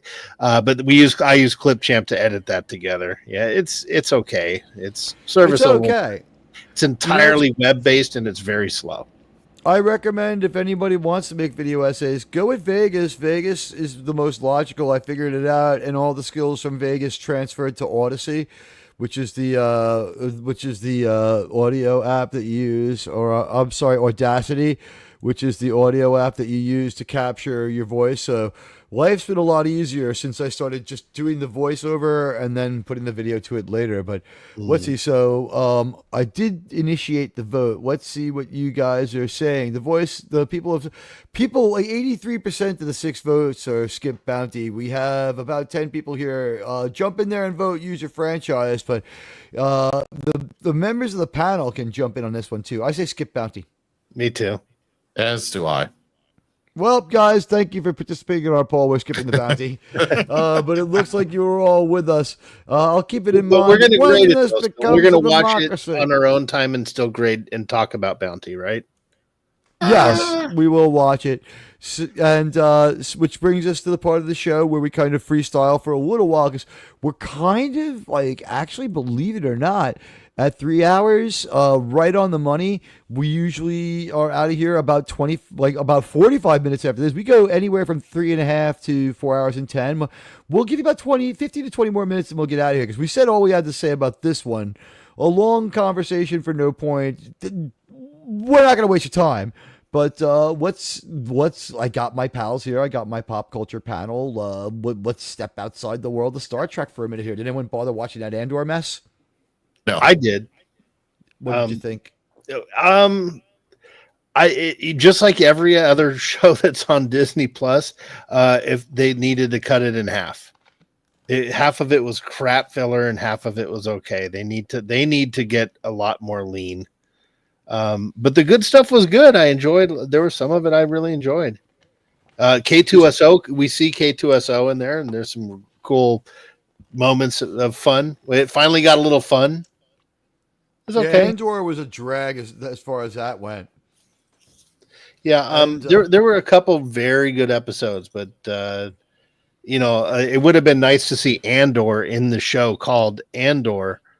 Ooh, so you're saying that this show has Paulie problems? Not enough Andor, huh? Not enough Andor in your Andor show. So it's either good and or bad. I would so say probably bad then at the end. I would watch it as if No, yeah, Buddy said, but Buddy hasn't watched any of it. There's some of it's good. You can skip the first 2 episodes for sure. Episode 3 starts to get good. Then there's like a lot of like little whispering and intrigue in the Senate, in the back, like making all the plots and stuff. I didn't care for that. I like the action, the stuff where he's actually sleuthing and trying to get away and infiltrate places. That was pretty fun. Yeah, I mean, it can be okay. I didn't hate it. I didn't hate it, which is a lot more than you can say for most shit that comes on Disney. These are my 2 criticisms of season 1. Ready? Yeah. These are my 2 criticisms of season 1 of Andor. No show that takes that long to pay off can be called good. And 2, it was so slow and boring that I didn't finish it and didn't know. I had no awareness that it seemed like it was over with him just sucking on that protein shake in the prison. It seemed like that was just the end. That was the thing. The way Andor ended was really shitty. The way Andor ended was like, oh, that was it. I'm assuming no climax. He gives some info to the Bothan spies. I mean, there's a twist at the end of season 2 for Andor, but thing is, so we all know where this is going. It bleeds right into Rogue One. Oh, well, then what's the point in even doing the series? Well, I hear that argument, but I mean, if they would have shown Andor actually going on his adventures and him and K2SO going on their adventures, it would have been a lot of fun. You know what else they could have done that would have been a lot of fun? K2SO is a droid. He can be replaced. And Andor was in Imperial custody. They like cloning people. Why not clone Andor and clone... they had him in there, Andy Serkis, right? Because he's the mocap actor for Snoke anyway. And when you're cloning Andy Serkis, you bring him back in The Mandalorian as a clone of the guy that he was. And you're juicing him up with the baby Yoda blood to make him into Snoke. Since they're going to do this whether we want them to or not, all roads lead to Snoke. I feel bad for Doomcock because even back as far as... Was it the Book of Boba Fett's episode where they go to the planet where Luke's Jedi Academy is? Wait, didn't you used to call it the Book of Bloba Fett? The Book of Bloba I call it that, yeah. Oh, is that you? Yeah. We both do. Maybe we both did. But I call it Bloba Fett. Let's see. The Bothans got Death Star 2 plans, as I said. In Return of the Jedi. They destroyed Camino and clones, yet... Wait. They went to El Camino. Yeah. Did they destroy Camino? I guess I heard about them talking about Camino in the show. I haven't watched it. Here's the thing. You have the tech, right? So he's in their custody. Why not clone him? Since his character dies, you can have Diego Luna play another role with the age acceleration and all the other crap. You could have him be in The Mandalorian just as some clone who doesn't know anything about this other stuff, and he's a popular actor. And tell me Paulie wouldn't like that, by the way. Yeah, only if he could get rid of that fucking accent, though. Well, what? Yeah. No comment. I mean, if he is cloned, he's going to learn differently. Like, so he would have to lose the accent, and that's like the baby Yoda shouldn't have that speech impediment either. You know, it's funny. I said to my friend, I was like, Jesus Christ, did you see that fucking boat that crashed into the Brooklyn Bridge? And his text message response was one line: "You'd think they'd be good at crossing rivers." Oh, oh no. Cold. Fucking cold. I was like, damn. It's like my best friend from high school. It's like, he still got it, man. He's like, then he listed off 10 different porn names for himself. I'm like, some parts of life never change. But no show that takes that long to get good to pay off is really good. I heard it did pay off heavily at the end if you invested the time in watching it. Here's the thing: Star Wars isn't a slow plodding. If I want, like, Tinker Tailor Soldier Spy is not set in the Star Wars world because it would suck. And we did Tinker Tailor Soldier Spy in the Star Wars world. That's basically what it is. He's Billy Tarr from the circus, Andor. Camino is destroyed near the end of season 1 of the Bad Batch. Okay. Delete Pedro Mando character. Make Bo-Katan the Mandalorian. At this point, I would just say this. Men have a better chance of being satisfied by Pedro. He is eager. My God, with that lightsaber. I have fucking had it with Pedro Pascal. Paulie, please come out here and tell us why what he did was so great. I want to hear you tell us why Pedro Pascal is still the best thing since sliced tortilla bread. I want to know. He's like I like Paulie and he's good at what he does. I question his takes on movie reviews and some of his pop culture formulations, and I would really like to. Suddenly he hates The Last of Us. He's trolling it and slamming it. Now this is a safe thing to do, but what just changed about that show's cast? It was great until two episodes ago. Gee. I don't know. I don't watch that show, so Pedro died. Uh, So now it's just that there's no Latinos in the cast that I know of.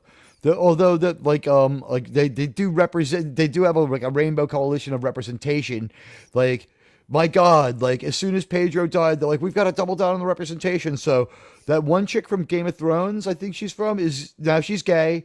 And her scissor sister and her, one of them's pregnant. And I don't know how old these people are supposed to be. I thought they were a lot younger than, like, you know, we would want any pregnant person to be. And the weirdest thing of all is I just watched some gameplay. The Ellie character looks like Ellen Page. Not Elliot. It looks like Ellen Page. And Elliot Page has commented that he thought that his likeness was stolen. That's great. Teague, did you see this? This is they have the Navy, but now their space program is making tremendous strides. The Mexican space program. This is after the boat crash. I put this on X. Yes, OB2's. I've heard this too. That they might have. Oh, we're gone. There we go. I also have heard that they may have sued the game. I also have heard that she have sued the game.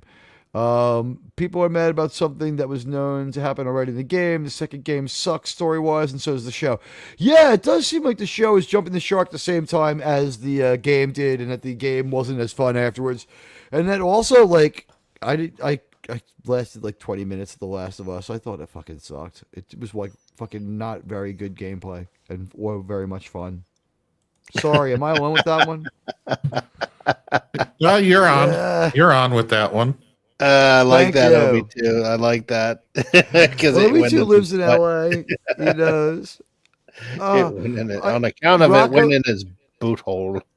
Rocco the Brave sent me something on X today, and I only have it on X. I asked him to resend it to me on email because I don't know how to download shit from X.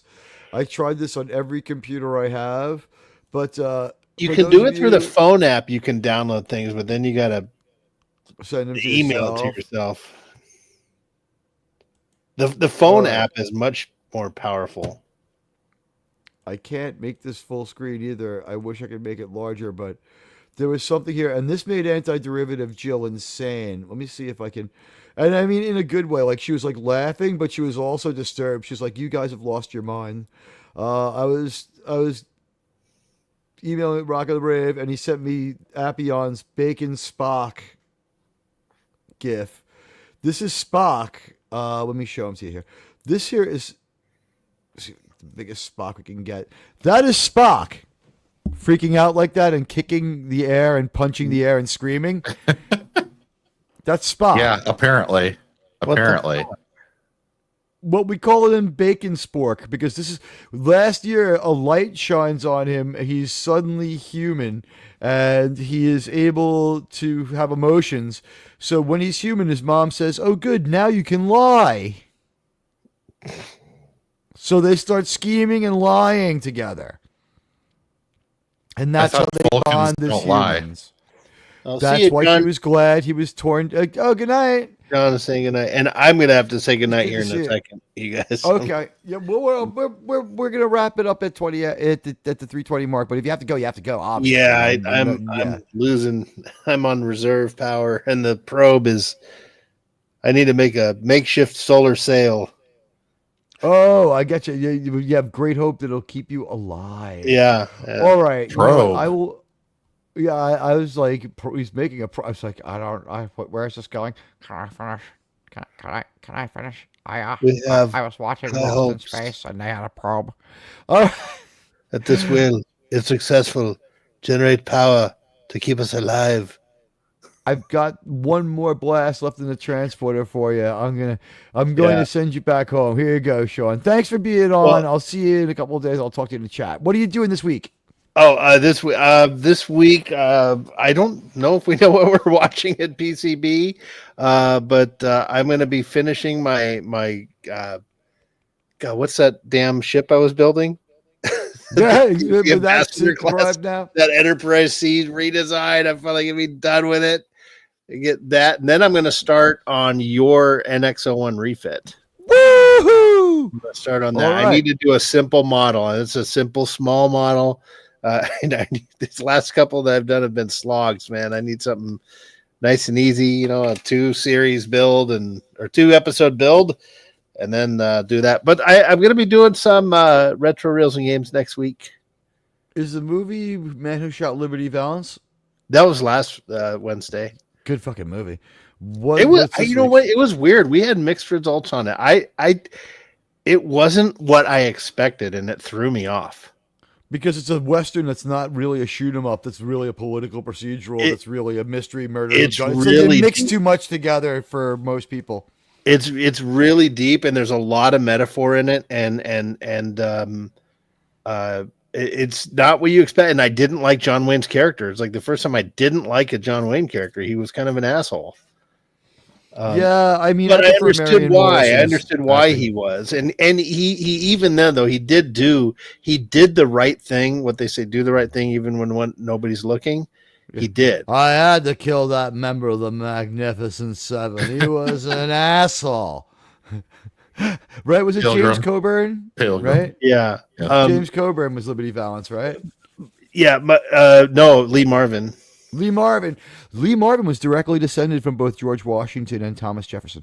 Oh wow. Lee Marvin Oswald.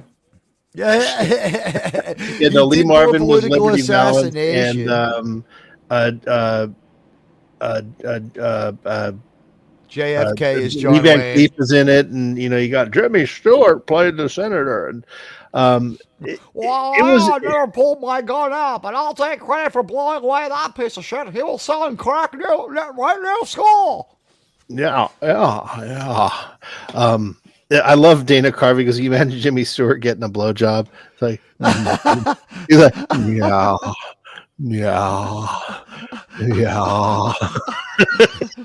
He flew 100 combat missions in World War II. He deserved that blowjob. He was a real Yeah. fucking war hero. He's like, well, suck it, you bitch. It's like, yeah. Could you imagine him on the set of It's a Wonderful Life? It's like, oh, well, I'm not going to play this guy. He's nothing but a goddamn coward. Have you read the script? The guy steals money from the bank. Give it to the fucking guy from the Wizard. Make the Wizard of Oz steal the money. I'm not going to do it. People already hate Uncle Billy. Fuck you. You sucked the Scarlett O'Hara's father, too, or you wouldn't be in this movie, you asshole. Yeah, no, Liberty Valance it was unexpected that it was a twist in it.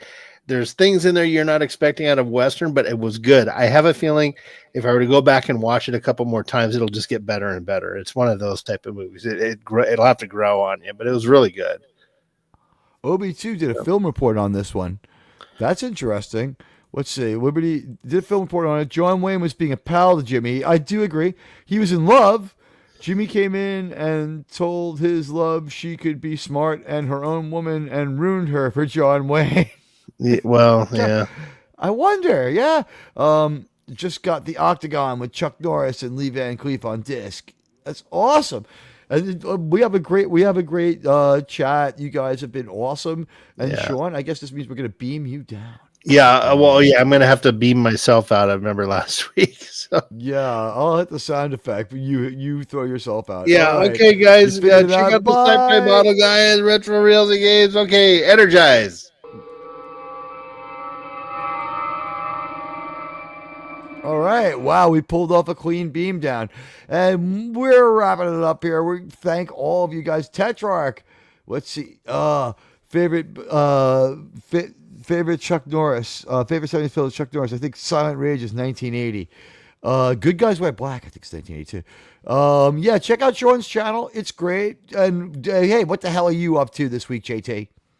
Well, let's see. The next thing I have coming on is Wednesday, Dave C's channel.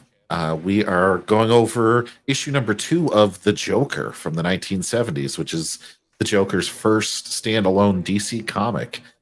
So that one, issue number 1 was a blast. I legit had fun reading it. Lots of puns in that comic. So if you like really bad puns, but they're like Joker style / dad humor, that's always a good time. But great art, great editing, the whole shebang. So we'd love to see you over there on Wednesday at Dave C's.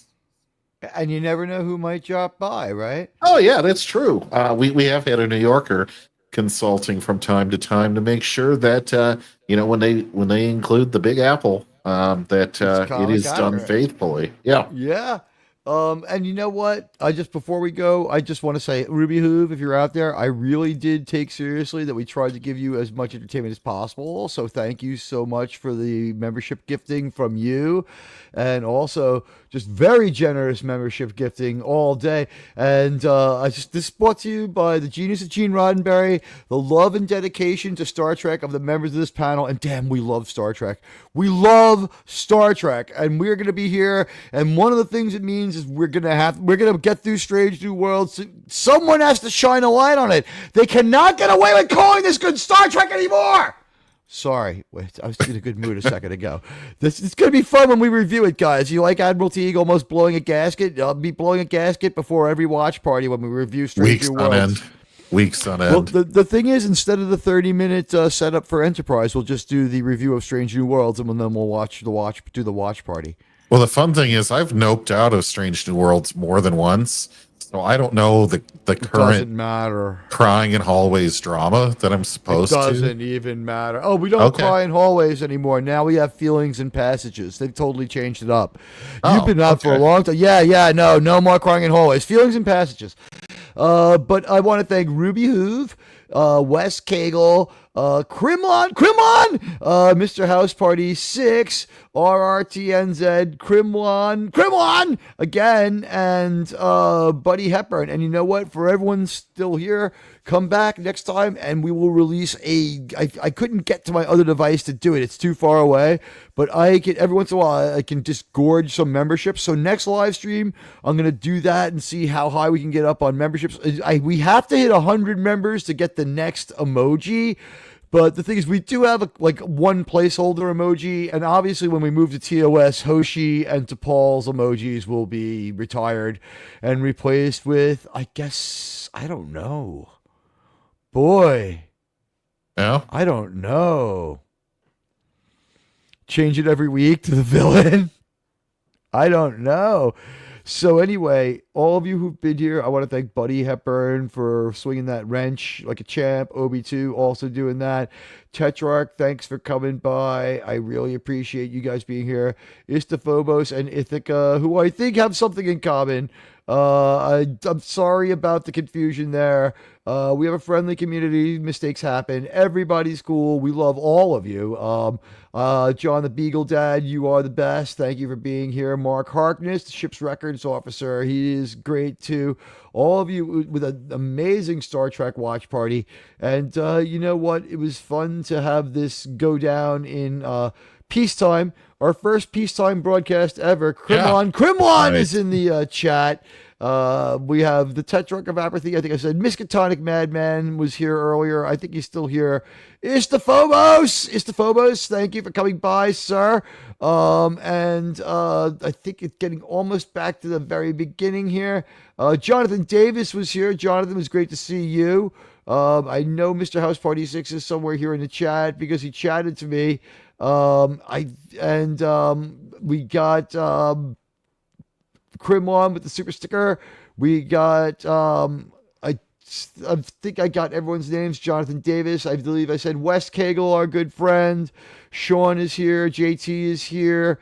And RRTNZ was through earlier. And it's been a fantastic night. Mr. House Party 6, I said, all the Sydney Sweeney emoji use, absolutely making everybody super happy here. Sci-Fi Sith Dan was here earlier. He is the best. We love Sci-Fi Sith Dan.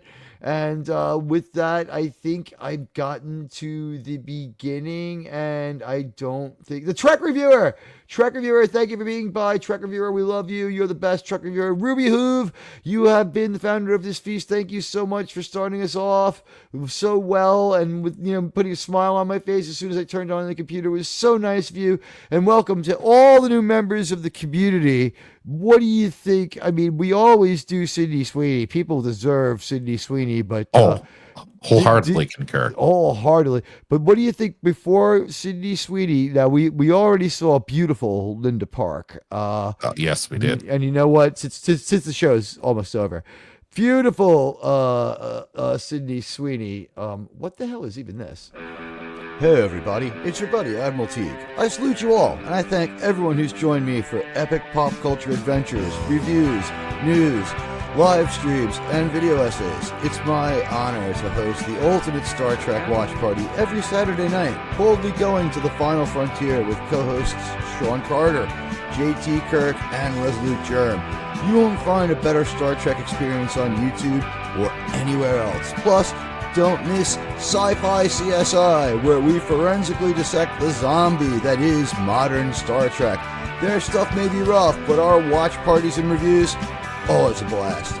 I also dive into the MCU, DC, Star Wars, shows like Landman in 1923 from Taylor Sheridan.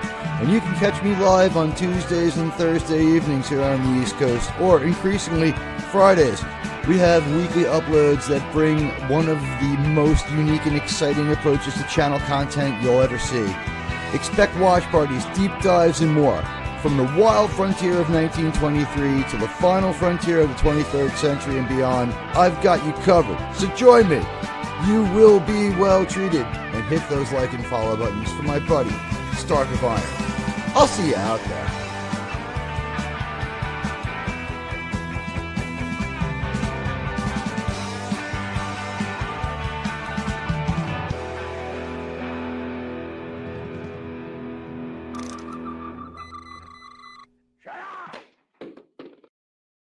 CC Sabathia looked like he was ready to go a bit too far in a few places there, didn't he?